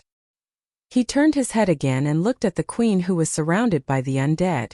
The latter's face was expressionless, but Brando felt that this woman was extremely detestable. And the other person who made him feel extremely detestable was the Silver Elf Princess's sister, Lady Tiamas. He believed that everything in front of him must have been planned by these two women. But this stalemate was not a solution. Brando frowned and was about to speak, but he was blocked by a figure in front of him. He looked up and was stunned to find that it was Delphian. The Prime Minister's daughter whispered, "Let me talk to her, my lord. I will give you a satisfactory result." "What?" Delphian turned her head, her light purple eyes reflecting his face. She didn't speak, but her eyes were full of determination and persistence. "You want me to appoint you as an envoy? My lord, this identity is not enough. I have to represent Erwin to be qualified to negotiate with her." Brando was stunned for a moment. In fact, he certainly didn't have the qualifications to appoint Delphian to represent Erwin to negotiate with Madara. But at this time, he wasn't so inflexible. In fact, he was surprised that the Prime Minister's daughter was willing to stand up for him. Yes, besides Amandina, only this smart young lady could handle the situation at hand. Of course, that was if she didn't have any bad intentions. Whether he could trust this young lady or not, that was the problem. After all, she had a long history of misdeeds. Even though she was now his woman and his mage servant, compared to this woman's stubbornness, these reasons were still not enough. Brando only hesitated for a moment, then nodded. "You're giving me full authority?" When she really got a confirmation, Delphian was a little surprised. Otherwise, the Prime Minister's daughter looked at him deeply. "I will satisfy you." She turned around and faced the Queen of Madara. She tucked the diary in her hand under her arm and tidied up her clothes, then opened her mouth to answer. "Your Majesty, my lord only has one request." The Queen looked at her, then looked at Brando. She didn't speak, only waiting for the Prime Minister's daughter to continue. Delphian paused for a moment, then said with a calm face that almost scared Brando to death, "Madara must be divided into two." Brando thought that this Prime Minister's daughter must be crazy. This Supreme of Madara had a lot of cards in her hands. How could she accept such a harsh condition? And he knew very well what kind of personality she had. With this Emperor's unyielding character, it was absolutely impossible for her to accept such a humiliation. People like her, the Silver Queen, Constance, or the Supreme of Saint Tossel, Fanzan, would absolutely never succumb to a mere threat of death. For these people, they would never do something like dividing the empire even if they died. Although the Silver Queen, Constance, took the initiative to start the civil war, her purpose was definitely not to divide the empire. It was only to eliminate internal opposition, eliminate the prestige of the Holy Cathedral, and establish a more centralized cruise. Just like the Myrna Empire before the War of the Holy Saints. Brando's face changed slightly. He almost thought that Delphian said this deliberately to anger the other party and make Erwin and Madara completely break off. But he immediately realized that Erwin and Madara were not far from completely breaking off. No matter what this Prime Minister's daughter said, it was impossible to make the situation worse. Thinking this through, he relaxed a little and refocused his attention on the negotiation. He thought that Her Majesty of Madara would be furious, or at least show a disdainful attitude. But what Brando didn't expect was that not only did the woman not show the slightest contempt or anger on her face, but there was a flash of light in her eyes. "Oh," she then asked, "what are you going to do?" "Your Majesty." "Your Majesty." The undead lords around her hurriedly opened their mouths anxiously. Most of them looked at Brando and Delphian angrily. Of course, if those skulls could show such an expression on their faces. But at least the vampires had an angry look on their faces. Brando looked at these people and couldn't help but think, yes, this is a normal expression. But Her Majesty coldly reprimanded her subjects. "Shut up." The majesty of the Mercury staff seemed to be so deeply rooted in people's hearts that these undead lords actually shut their mouths one after another. Delphian spoke with assurance. Her plan was very simple. Let Madara continue to keep the core area that was now under the rule of the Mercury Staff and build a new country based on it. In fact, this was the future goal of the Roman Black Rose. But in history, the Supreme One with the Mercury Staff was more ambitious. She built Madara with a wider territory, including the land of eternal gloom, and the core territory loyal to her. She also annexed the undead in the west and the liches of Balakirevo to build a huge unified Madara. But in fact, this process was not done overnight, because the kingdom of the Dead Moon had not been a whole since Loki's era. This dark exile was mainly made up of the four most important parts, except for the scattered undead territories around it. One of them was the Land of Eternal Gloom, or the Land of Eternal Gloom. It was the territory of the vampires and the Dark Knight, and also the base of the Mercury Staff. It was also the hometown of the Insursta dragon and Tarkus. Historically, the vampires and the Dark Knight nobles were among the first forces to support the rise of the Mercury Staff. They also benefited the most in the process of the rise of Madara. Among the original four forces of Madara, only two survived after the formation of the Empire. One of them was the traditional noble force formed by the vampires and the Dark Knight. The other three forces, including the undead, the liches of Balakirevo, and the tens of thousands of Dark Lords in the southern territory of the Dead Moon, were completely wiped out in the process. They were either broken up and reintegrated into the new empire, or they were completely killed on the battlefield, never to be seen again. Among them, the liches of Balakirevo were the former. They were spared because they submitted in time and were finally divided by this Supreme One. Except for a part of them joining the Undead Mage Group, most of them later joined the Undead Alchemy Association, a huge organization. As for the liches of Balakirevo, they became a historical term. As their role model, the undead who resisted the Mercury Staff the most resolutely among the three forces ended up the most miserable. They were almost completely erased from Madara's history. By the middle of the Second Era, including the players who entered Madara in the later stages, very few people knew anything about this historical term. As for the Dark Lords in the southern territory of the Dead Moon, they were relatively unknown. In his previous life, Brando also learned about the existence of these undead lords far beyond the borders of the Wone civilization through the existence of the mercenaries of the undead during the Second War of the Black Rose. Now that he thought about it, it might be because the latter had basically been exhausted in the war with the Crystal Cluster. The process of the integration of these four forces was a long process even for the Dark Empire. The Dark Knight and the vampires in the Land of Everlasting Death, who were the earliest supporters of the Mercury Staff, were completely wiped off the mark of the old noble forces after the Battle of the Oblique Forest. As for the undead who were the last to submit, only at the end of the First Era did the Supreme One of Madara find the opportunity to make a move on them. Chapter 13-17. However, this process took almost a century. If it weren't for the asymmetry of time in the game, Brando and the other players wouldn't have been able to witness the entire process of the Undead Empire's integration.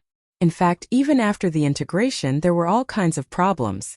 Whether it was the First or the Second Era, to the Mercury Staff, the ones who were truly loyal to her were the Dark Nobles in the Land of Eternity and a small number of liches in Balakirevo, as well as the forces of the Queen of Banshees. Therefore, Delphian's words weren't completely unreasonable. Brando listened to her list of these problems one by one, and used it as a basis to support her argument. She proposed to divide Madara into two and rule over the land. He was surprised to find that this Prime Minister's daughter seemed to have a deep understanding of Madara. However, he knew that a few weeks ago, this Prime Minister's daughter definitely didn't know so much about this Roman Black Rose. When he was in Rushta, he talked to her about the relationship between Erwin and Madara. At that time she didn't know much about it. She only mentioned that as his advisor, she would look up more information in the future if she had the chance. He didn't expect her to really go. Brando knew that this Delphian didn't have any good intentions towards him at that time. The only reason she could do this was because she was trying too hard to play her role well. Thinking that he was targeted by such a woman and was still alive today, he really had to thank Lady Martha for her protection. However, even if Delphian had reason and evidence, Brando didn't think that the Queen of Madara would agree with her words. Indeed, the Mercury Staff didn't control too many territories outside of the Land of Eternity. However, in name, whether it was the undead or the liches in Balakirevo, they had all expressed their loyalty to her. Although he didn't know the attitude of the Dark Lords in the southern sea of the Dead Moon, they were willing to send mercenaries to fight for the Queen in the Second War of the Black Rose. Under such circumstances, anyone with a discerning eye could see that the unification of Madara was only a matter of time. As long as the Mercury Staff wasn't lost, as long as the Queen still maintained her authority, she would reach the pinnacle of power sooner or later. How could such a proud existence agree to such a proposal? Indeed, the Mercury Staff wasn't in her hands, but so what? Brando didn't dare to casually deprive the Queen of her authority. Otherwise, he would be waiting for the undead to be driven into Erewhon by the crystal cluster. What gave him a headache was that the Queen was clearly aware of this. Otherwise, she wouldn't be so fearless. However, what surprised Brando was that after hearing Delphian's words, the seemingly cold woman pondered for a moment and asked, "Why should I agree to such a proposal? Why should I agree to such a proposal? What can we gain from it?" Even though she did not directly agree, Brendel's mouth was already agape. He originally thought that the Queen would definitely sternly reject him. Based on his understanding of the other party's personality, this was the Madara's majesty that he was familiar with. However, he suddenly realized that he didn't know much about the Queen. On the other hand, the Prime Minister's daughter was very calm. She replied, "The Mercury Staff. You will return the Mercury Staff to us?" The Queen narrowed her eyes slightly. A light flashed in her dark eyes. "Little girl, Gila has already returned to this world. The Mercury Staff is now a part of her destruction. Are you sure what you are saying?" Behind her, the undead lords were also in an uproar. Those who could appear on this battlefield, apart from Dai Lin who had been killed by her scheme and Isaac who had died at the hands of her own people, were mostly her trusted aides. Just like the Insursta Dragon and Tarkus, their honor and disgrace had long been inextricably linked to the Mercury Staff. Otherwise, with the greedy and indifferent nature of the undead, they would have long abandoned Her Majesty who had lost the Mercury Staff. Why would they be here to live and die with her? After all, losing the Mercury Staff meant that this supreme being had lost his prestige and authority. He had lost the only legitimacy of Madara, and this was a fatal blow to the new empire. However, for these Black Knight and vampire nobles who had already tied themselves to the Mercury Staff's chariot, it was easy to get on, but difficult to get off. Therefore they had no choice but to persevere. It was also because of this that when the undead lords heard Delphian's words, there was inevitably a commotion. If they were originally in a desperate situation where they had no choice but to fight to the death with Brando, now there was a way out. Although the undead claimed to worship the eternal rest, in reality, if they didn't have to die, they most likely wouldn't choose to do so. However, Brando felt that it was very strange. He wanted to pull Delphian back and ask her how she was going to return the Mercury Staff. After all, that thing had been completely absorbed by the Holy Sword Annihilation. Even if he was now the owner of Annihilation, it was impossible for him to split it into three and return the Mercury Staff. The only possibility he could think of was that the Prime Minister's daughter was planning to deceive the Queen. This thought immediately made him break out in cold sweat. Deceive the owner of the Mercury Staff in history, the Queen of Madara? Was this Prime Minister's daughter really not planning to sell them off? However, he knew that he couldn't take the initiative to speak now. If he didn't speak, there might still be room for negotiation. But if he spoke, it was equivalent to bursting this balloon that was getting bigger and bigger. Perhaps these undead captives would be so angry that they would die together with them on the spot. Forget it, Brando thought to himself. Anyway, the current situation couldn't be that bad. The worst-case scenario was nothing more than what he expected. He just had to prepare to go back to Erewhon and fight Madara head-on. At least Madara would have one less Mercury Staff holder, right? At least he wouldn't have to worry about Erewhon facing a unified huge empire in a few decades. Although the crystal cluster was still a problem. Thinking of this, he no longer cared about Delphian's negotiation, and let the Prime Minister's daughter speak. After listening to Her Majesty's rhetorical question, Delphi glanced at the Queen and replied, "Your Majesty wants that Mercury Staff. Your Majesty knows best, don't you think?" The Prime Minister of Madara's dark eyes suddenly lit up. She looked deeply at Delphian, and then suddenly said to Brando, "You have a good subordinate, but unfortunately, a bright pearl is cast before the swine. If she was by my side, I could go further than you, Count Brando." After saying that, she waved her hand. I need to think about it. Please go back, Count Brando. Brando couldn't help but look at Delphian, thinking what it meant to cast a bright pearl before the swine. If he could, he would be happy to give this lady away. Unfortunately, not to mention whether she would agree or not, the planeswalker system wouldn't allow it. However, the queen's reaction was far beyond his expectations. If he still couldn't see that she was interested in this proposal, then he would be a complete idiot. Fortunately, although Brando never claimed to be intelligent, at least he wasn't stupid. Delphian turned around, walked to his side, pulled on his sleeve, and motioned for him to step aside to talk. Brando also wanted to figure out what was going on with this inexplicable negotiation. In his impression, the queen definitely didn't have such a personality. If he didn't remember wrongly, then the other party must have swapped her. But he felt that both of these were unlikely. Delphian pulled him all the way to Medicia's side. Before the Prime Minister's daughter opened her mouth, the Silver Elf Princess frowned and asked, My lord, what did the queen do to you? What do you mean, what did she do?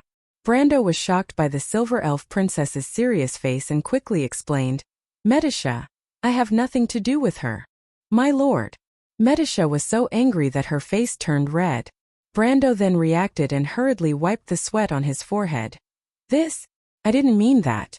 I mean, I only fought with her once in the extreme planes and nothing else. But that doesn't make sense, Medicia replied. Her negotiation with Miss Delphian was obviously premeditated. Premeditated? Brando was puzzled. The Silver Elf Princess looked at Delphian. The Prime Minister's daughter nodded and said, My lord, I'm sorry I didn't make it clear to you before.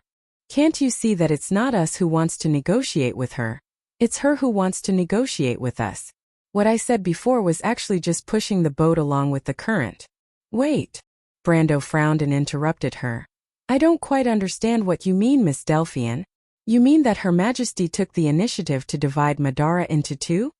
Delphian nodded silently. Although it's a bit unbelievable in my opinion, this is the only possibility. That's impossible. It's possible, my lord, Delphian explained. What is the most important thing to Madara? It's not power nor authority, but the Mercury Staff. Only the Mercury Staff can unite this powerful but scattered country. Other than that, whether it's territory, population, or anything else, it's meaningless to it. But now that Gila has returned, and the Holy Sword Destroyer is in your hands, Her Majesty can only choose to submit, or she will lose her supreme position in Madara. And the key is that this power is not based on great power or a long history of the rules of the game. Think about it, what kind of revenge will she and the undead lords on her war chariot face? Medicia also nodded. She seemed to have sorted out her thoughts. Her Majesty is a very clear-headed person. She has already thought of a way out. She was just waiting for us to speak. Fortunately, Delphian saw this early on. Otherwise, if we spoke rashly, she might have taken the initiative. That's not right, Brando muttered. What's not right? Medicia was stunned and asked, puzzled. Teacher, do you want to ask how we should return the Mercury Staff to Her Majesty? At this time Huanghua, who was at the side, finally spoke. That's very simple. The Prime Minister's daughter smiled. I've already said it very clearly before. Her Majesty wants Madara's Mercury Staff. She knows this very well in her heart. As for whether the Mercury Staff is the real thing or not, is that important? Miss Delphian, this is not very good. When the people around heard this, they immediately broke out in cold sweat. That was the Mercury Staff, the supreme item of the Roman Black Rose. How could it be fake? That was originally the Emperor's new clothes. Think about it, how many people can come into contact with the Mercury Staff? Delphian was very confident. Those people are the Queen's confidants. Their honor and disgrace are closely related to Her Majesty. Will they expose this lie? Or do the undead really need a powerful scepter? What they need is just the symbolic meaning of it, Sui Xiong said. That's enough. No. Brando shook his head. There's a problem here. What problem? Brando raised his head and said word by word to Medicia and Delphian. You're all right. But there's a problem. She was the one who gave me the Mercury Staff. What? Chapter 13:19. Although he did not know what the Queen of Madara was up to, Medicia and Delphian had no idea. Brando naturally would not torture his brain and could only put this question aside for now. Of course, he suspected that Tarkus might know something, but he did not seem to be willing to speak. Moreover, he and Insursta had already received his permission to return to the undead camp. The vampire even gracefully bid farewell to him before he left. On the other hand, the Black Lord of Madara seemed to be in low spirits, especially after knowing the content of the negotiation between the Queen and Delphian. The negotiation wasn't done in one go. At most it was just an exchange of opinions.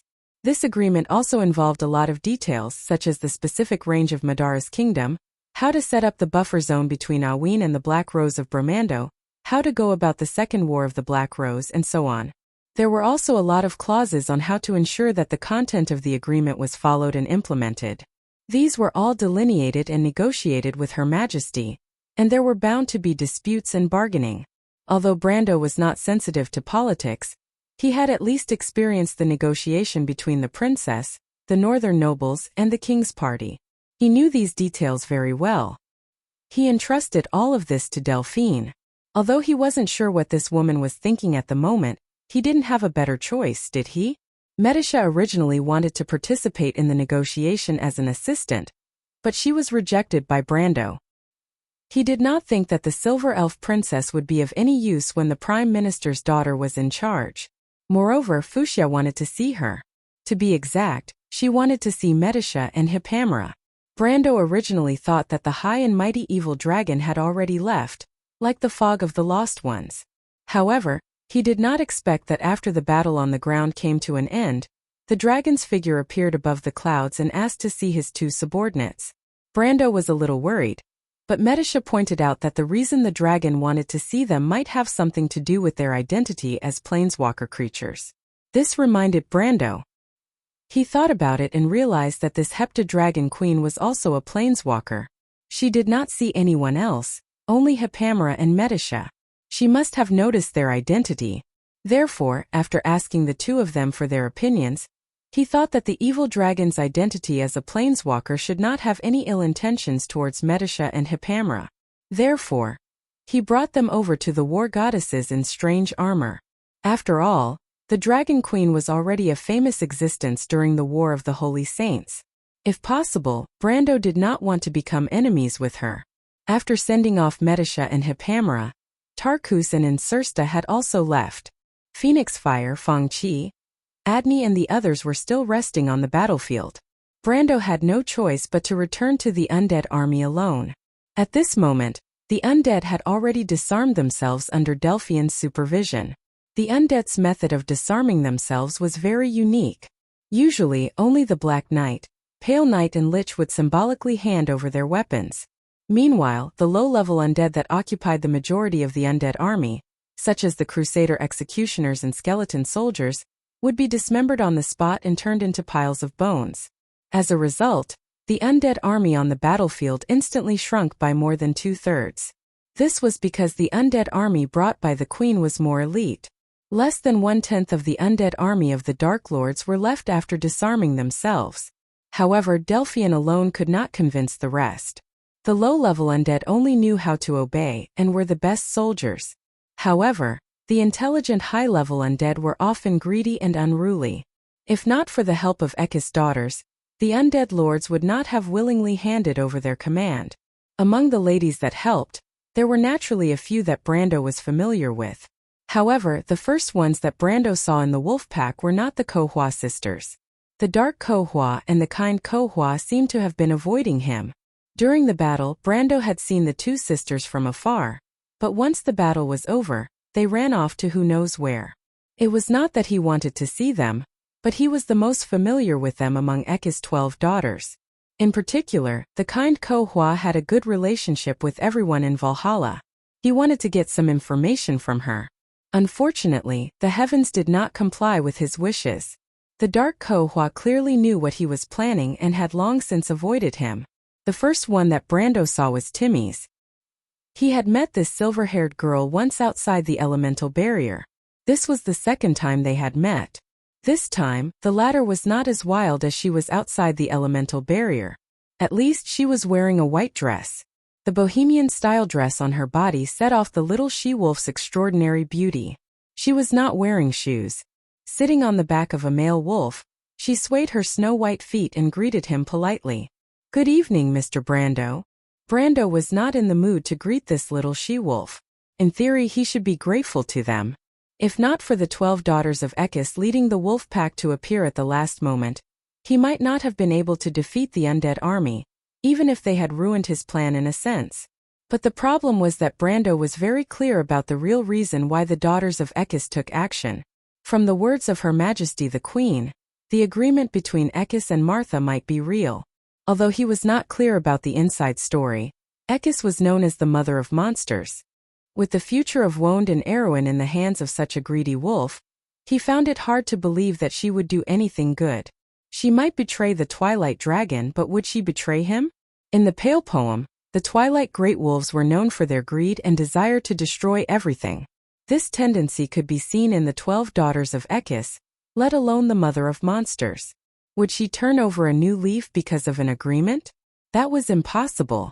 At least Brando did not believe it. But he looked at Timmy's with some doubts in his heart. Ekus was a real demigod when Wond was projected, and she was much stronger than the god of giants, Milos. As her daughters, Ko-Hua and Timmy's were not too different from her in terms of strength. When he first met Ko-Hua, he could say that she had not recovered her strength, but Timmy's strength seemed to be weaker than her sister's, which was a little strange. In the War of the Last Era she did not die. She only fell into a deep sleep because of Ekus' eternal sleep, but this was destined not to be answered by these cunning little she-wolves. He could only raise his head and ask, "Was it you who was in Port Gus Cell?" Brando did not forget that someone had ambushed them in the hills outside Port Gus Cell. At that time, the other party used the same method as Ekus' dream in the Loop of Trade Winds. If he had not seen that dream before, he might have been at a disadvantage. Brando first ruled out Dark Ko-Hua. Although Ko-Hua had a grudge against him, she knew that he had fought with Ekus in the Loop of Trade Winds. It was unlikely that she would use the same method to deal with him. Among the she-wolves he had seen before, only Timmy's was left. "That was not me." Timmy shook her head. "It was Sister Jean Hai." "Jean Hai, why did she ambush me?" "I don't know about that, Mr. Brendel." No, it's my dear lord. My sisters never tell me what they think." Brando ignored her words and suddenly remembered something. "Isn't Jean Hai dead?" Holding her chin, Timmy shook her head like a rattledrum. "Dusk is immortal in the first place. We might die for a while, but as Mother wakes up from her dream, the sisters will wake up one by one." Brando's frown deepened. This was indeed a basic characteristic of Dusk. However, the players originally thought that the giant wolves as living creatures might be able to be killed. But now, it seemed that the players who killed Ekus and her 12 daughters in history did not really kill them, because as long as Dusk was not extinguished, they would wake up one day. This was a real headache. He suddenly turned around as he noticed another figure in the corner of his eye. He turned back to look in that direction and saw a tall woman among the wolves. She was wearing a cloak-like national costume that was very common in the Anzaruta region. She had a slender head resting on her slender neck. She was not as beautiful as Timmy's, but she looked very resolute. Moreover, she had short silver hair and looked more like a boy. When she noticed Brando's gaze, the woman revealed a cold gaze. For some reason, when Brando saw this woman, the name Jean Hai subconsciously appeared in his mind. It was because they were too similar. Jean Hai was the giant wolf that represented the moon of Evernight. She was Ekus' 7th daughter and the most arrogant one. The arrogant Jean Hai once wanted to challenge Ekus' position, but Ekus tolerated her daughter's provocation and instead regarded her as her right-hand woman. She was the most outstanding of Ekus' 12 daughters, and also the one with the strongest combat strength. Brando had seen her in her wolf form in his previous life, but he had never seen her in her human form. Chapter 1320. However, when the other party appeared in front of Brando in such an image, Brando seemed to naturally recognize that this should be Jean Hai, the most arrogant she-wolf. "You are Jean Hai?" Jean Hai looked at him coldly. Her face seemed to be covered with a layer of frost that would never melt. She had no intention of answering Brando's question at all. She only said, "I have something to say to you, human." "Me?" Brando was stunned. He did not know this woman before, but he immediately reacted. The other party should represent the will of Ekis. These 12 little she-wolves would not help him for no reason, so there was only one possibility, and that was the mother of wolves behind them. As for why, he could only think that it might be related to White. What do you want to say? Brendel calmed down and used the same emotionless tone to ask. What are you talking about? Jean Hai looked at Timmy's, who stuck out her tongue, jumped off the wolf's back, and quickly disappeared into the pack of wolves. Jean Hai then stepped aside, and a giant black wolf slowly walked out from behind her. Brando recognized at a glance that it was a son of Fenrir, but this son of Fenrir was somewhat unique. Its eyes did not have the frenzied look of destruction, but were cold and sober silver. Brando only took one look at this wolf and knew who it was: Ekis, the mother of wolves. Speaking of which, other than Milos, who had not recovered from his weakened state, and the Twilight Dragon, who had not been completely unsealed and was confined to the body of a mortal, this was the first time he faced an existence of this level and wound. That was the will of a demigod. Brando still could not forget the suffocating sense of oppression when he faced the sleeping Ekis in the loop of trade winds. But at this time, when he faced the fully awakened mother of monsters, he did not feel the same sense of oppression. Brando carefully observed the giant wolf for a moment before realizing that the other party had intentionally retracted her pressure. She did not project her avatar into this world, but only used her mind to control the son of Fenrir. Otherwise, no one would be able to stand firm on this battlefield. After all, even he and the evil dragon Queen Fuchsia might not be able to remain calm when facing an existence like Ekis. Upon realizing this, Brando understood that Ekis was unwilling to reveal her whereabouts at this moment. She was obviously secretly projecting herself into this world. He could roughly guess the purpose of the other party's visit. It was obviously related to the 5 sacred swords on his body. The black wolf raised its head and looked at him. I've seen you once before, human. At that time I felt the aura of the Sword of Earth from you, so I let you go. I didn't expect you to grow to this extent in the blink of an eye. The son of Fenrir spoke. Its voice was that of a mature woman. Compared to Jean Hai's cold tone, this voice was rather ordinary, as if it was the voice of an ordinary human woman. But Brando knew that this was not Ekis' original voice. They could actually communicate without relying on the usual sense of sound. The reason why they talked to humans like this was so that they could be understood. When he heard Ekis' words, he could not help but feel goosebumps. Brando of course understood that Ekis was not talking about her dream, but the time when they passed through her demigod's slumber. She was actually awake at that time. Are you very confused, human? Ekis did not wait for Brando to speak and answered. Why did Martha give me the authority of this world? Brando did not open his mouth. The mother of wolves seemed to have expected his reaction and replied indifferently. I know you are full of distrust of me. In fact, I don't need your trust. You just need to understand that in fact, whether this world lives or dies has nothing to do with me. I don't particularly want to destroy it, nor do I particularly want to save it. This is the biggest difference between you and me. She paused. In fact, your Martha and I are the same kind of existence. It's just that she shoulders the responsibility of saving this world, and I don't have this responsibility. Brando was silent for a moment.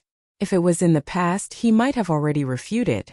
But after experiencing so many things, calmness and steadiness gradually replaced the impulse in his heart. But this was not because he was cold-blooded, but because the belief in his heart had become firmer. Brando knew that this high and mighty wolf queen would not come to him for no reason. She must have a motive for saying this.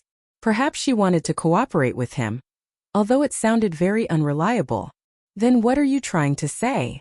I'm waiting for you to convince me, human. Convince you. This world is meaningless to me, but Martha's authority is different. Unfortunately, this authority is not complete for me. Half of it is still with you. Don't you want to give me a reason to save Wound? Save Wound. This proposition was a bit too big. Brando frowned. Although Miss Tada, White Mist, and Medicia's deceitful sister had all said similar things to him, and he himself could feel the majestic power of the 5 holy swords in his body. But in fact, Brando still occasionally felt doubts in his heart. Could he fight against the Twilight Dragon with just the 7 holy swords? If so, why did the gods fail again and again? If even he could get the 7 holy swords, how could the gods who created them not be able to do so? Taking a step back, perhaps it was because he was an ancestor. But the problem was that in the early days of Won's birth, there were also ancestors in the kingdom of God. All these reasons did not hold water. But these doubts did not prevent him from understanding Ekis's meaning. Your goal is the amber sword? No. My goal is you. Me. You look a little confused. The son of Fenrir, controlled by Ekis, stuck out its scarlet tongue and licked its lips, revealing a cold gaze. The holy swords recognize you, not me. Even if I have the authority of Tiamat, I can't do more. I need your help. Of course you also need my help. What do you mean? Brando asked with a frown. It's very simple. But I won't stay in this world for long, so I can't explain it to you one by one. So you just need to understand one thing. Don't you want to save your fiancé, protect your territory, and save the people around you? Isn't this your goal? I can only tell you that everything we do is not contrary to it. Brando took a deep breath. That sounds good. You're trying to say, but I'm not trustworthy, right? Ekis shook his head. It doesn't matter. You don't need to trust me. In fact, I'm here today just to give you a suggestion. A suggestion? Yes, a suggestion, little guy. Perhaps one day you will face a desperate situation. You will find that all your choices will lead you to a dead end. In front of you there will be a dead end that will make you feel despair. There is no hope, as if all the lights have been extinguished and will never be lit again. If there is such a day, and I'm saying if, do you still remember what the little girl from Madara told you? You have too many things on your shoulders, Marcia's chosen. Your life is too short, and you don't understand what fate is, and you don't understand what responsibility is. When that day comes, you will understand everything. Ekis stopped and looked at him with his silver eyes. I hope you can remember what I'm saying now, and seriously consider my suggestion. Perhaps you can look back and see another way out.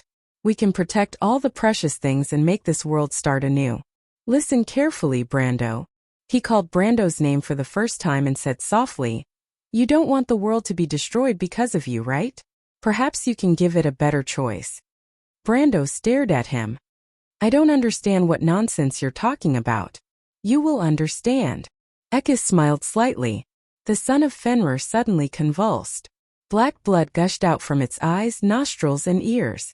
After a low howl, it fell heavily to the ground and lost its breath. Brando understood that the damned mother of wolves had left. He raised his head and looked at Jinhai beside him. The arrogant girl only said to him coldly, From this moment on, as the reward you can withdraw in advance from this deal, you will have the loyalty of the wolves. Brando froze for a moment and suddenly reacted. Wait, I never said this deal was established. In his heart, the damned she-wolf was simply here to make trouble. Her strange words reminded him of the tricks used by the evil gods and abominations in the Amber Sword. The gods these cultists believed in were especially good at shaking people's hearts. But unfortunately, these tricks had no effect on him. As for the deal, he didn't believe the other party's nonsense at all. Naturally, it was better to go to hell. But what he didn't expect was that the tall girl didn't care about what he said at all. She just looked at him indifferently and replied, This is my mother's wish.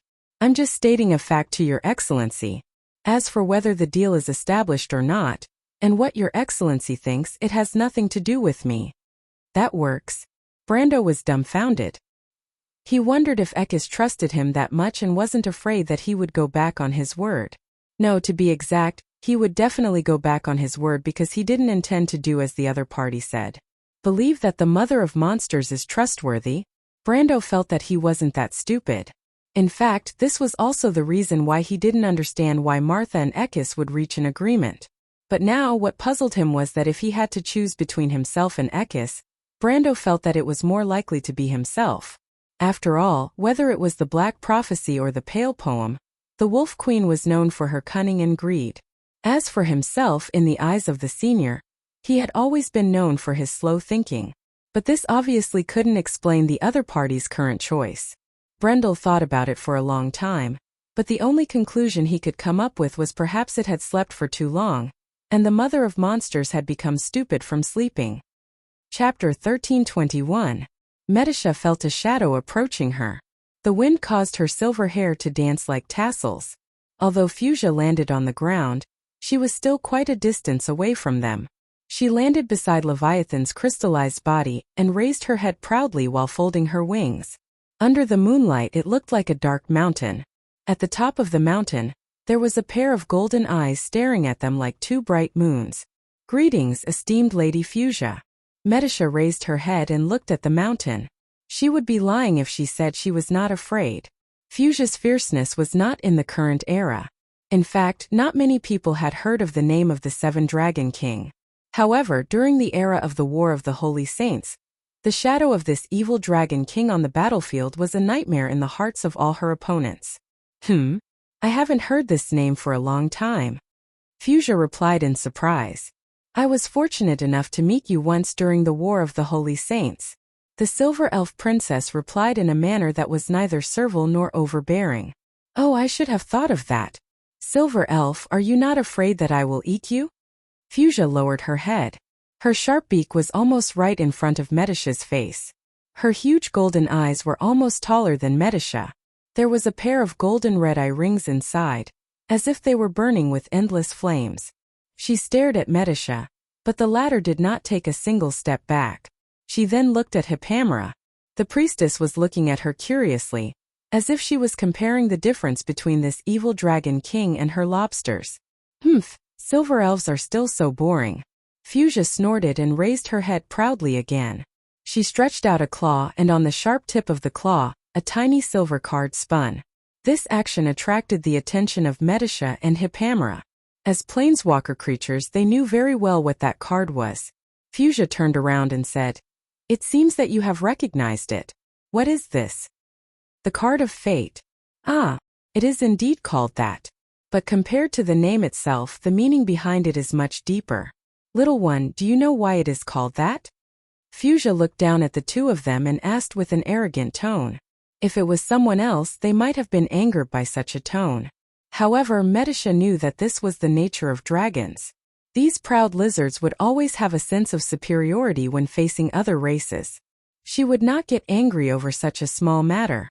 As for Hippamera, the optimistic girl did not feel that there was anything wrong with Fuchsia's tone at all. Medisha shook her head.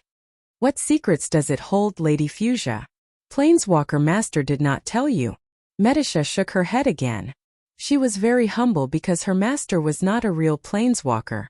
A real planeswalker would need a long period of learning and growth, Tumen's words. Brando, on the other hand, was just taking a crash course. She sighed and said, "The legacy of the planeswalkers used to be the most powerful legacy in the world. They were the most powerful and legendary group of people in Vaunt. We are lucky to be the last generation of planeswalkers in this world. Yet, we have to watch it fade away from the history of this world. It's unfortunate that we have to watch it fade away from the history of this world and disappear without a trace." Medisha was touched by Fuchsia's words. She asked, "Lady Fuchsia, I have the same question too. I used to think that Odin was the only planeswalker in this world. After he died, the planeswalker's legacy was lost. But later, I realized that the planeswalker's legacy had existed for many eras. Powerful people like you, Lord Tumen, and Lord Kelsey were the ones who maintained its existence. But why did it wither away after 1,000 years? Could it be that in all of Vaunt, only his lordship is the only one who can be recognized by it?" "You are half right, little one," Fuchsia replied. "The planeswalkers are powerful, but the conditions to become one are also very harsh. Plus, the gods are silent, so the power to maintain this network is very weak. In fact, your lord is not the only planeswalker's legacy. His appearance is just an accident." "What do you mean?" "The planeswalkers are a very strict system. You can say that it is simple because its members do not need to study magic skills like the wizards in the mortal world. Incantations and hand gestures are passwords to connect to the magic network. The planeswalkers do not need passwords because they are the masters of the magic network. That is why wizards can only use it, but the planeswalkers can create it. But you can also say that it is very harsh because to become a planeswalker, you must first have authority." "What is authority?" "The elven princess is a bloodline that is innate and cannot be changed. That is why, in the Golden Era, bloodline is everything. The strict hierarchy determines a person's position in life. You are a manager God's people, a warrior golden race, or a citizen silver race. Insects like the iron race are heretics in our eyes, almost no different from magical creatures. Or rather, they are magical creatures that are believed to be created. Just look at those Bronze Generation monsters and you will understand. It has been 1,000 years, but your views have not changed, Lady Fuchsia. Medisha was a little unhappy. The giant dragon with 7 horns slowly shook his head. You're wrong, little princess. I've changed a lot. I don't hate mortals as much as I did in the past. We've failed. I won't reminisce about the past like a nagging old woman. It's just that I'm stating the truth, but you can't accept it. You are saying that the Lord has the bloodline to become a planeswalker, but he is just an ordinary mortal. He is very special. I have said it before. And mortals are very malleable. This is why Lady Martha's plan succeeded. No matter how glorious the Golden Age was, it has failed. No matter how weak the mortals are, they have endless possibilities. They are not bound by the rules of this world, and one day they will become the masters of this world. If you had thought that way back then, Lord Odin might not have died, and the war might not have broken out. So many people die because of pride and prejudice. How sad. That's only a possibility, little one. If a mortal wants to reach that step, there are still many things to do. However, the future is full of obstacles, and every step may lead to eternal damnation. It's even wishful thinking.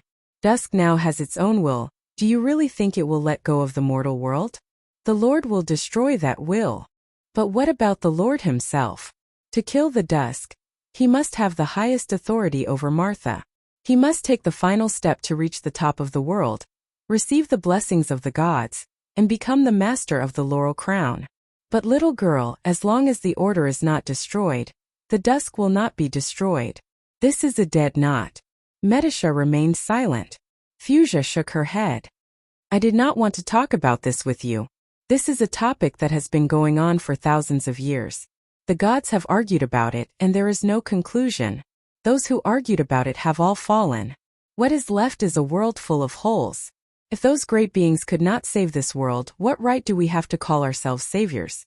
You underestimate yourself, Lady Fuchsia. Medisha frowned. Fuchsia laughed self-deprecatingly. Perhaps.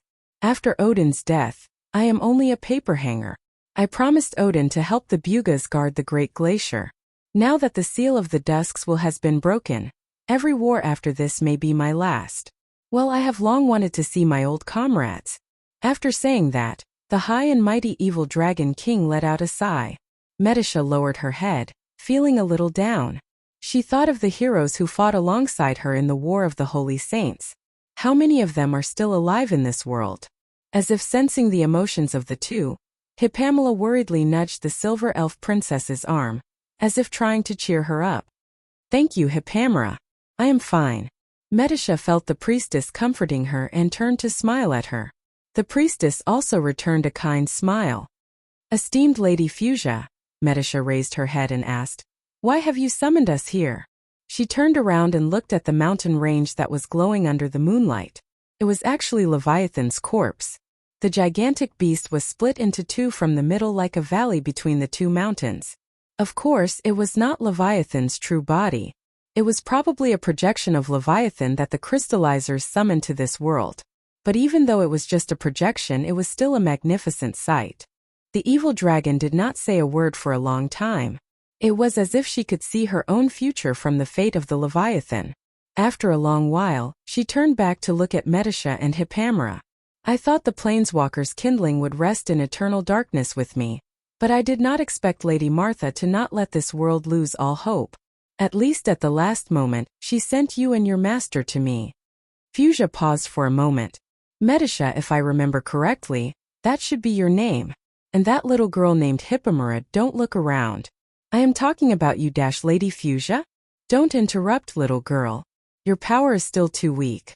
It can't be considered the power of a true planeswalker. However, I can feel from it that your master has already obtained some of the true essence of the power of creation. Perhaps one day he will truly grow. But there isn't much time left for him. There isn't much time left for me either. The evil Dragon King raised its head high and replied in a dignified tone. That's right. As a senior planeswalker, let me teach you the true way to use the cards of fate. Thousands of miles away, the wrinkles on Tuman's old face crisscrossed. The blood-red pupils in his sunken eye sockets that were modified like agates reflected the pair of siblings in front of him. Dead moon, huh? Interesting. Oh,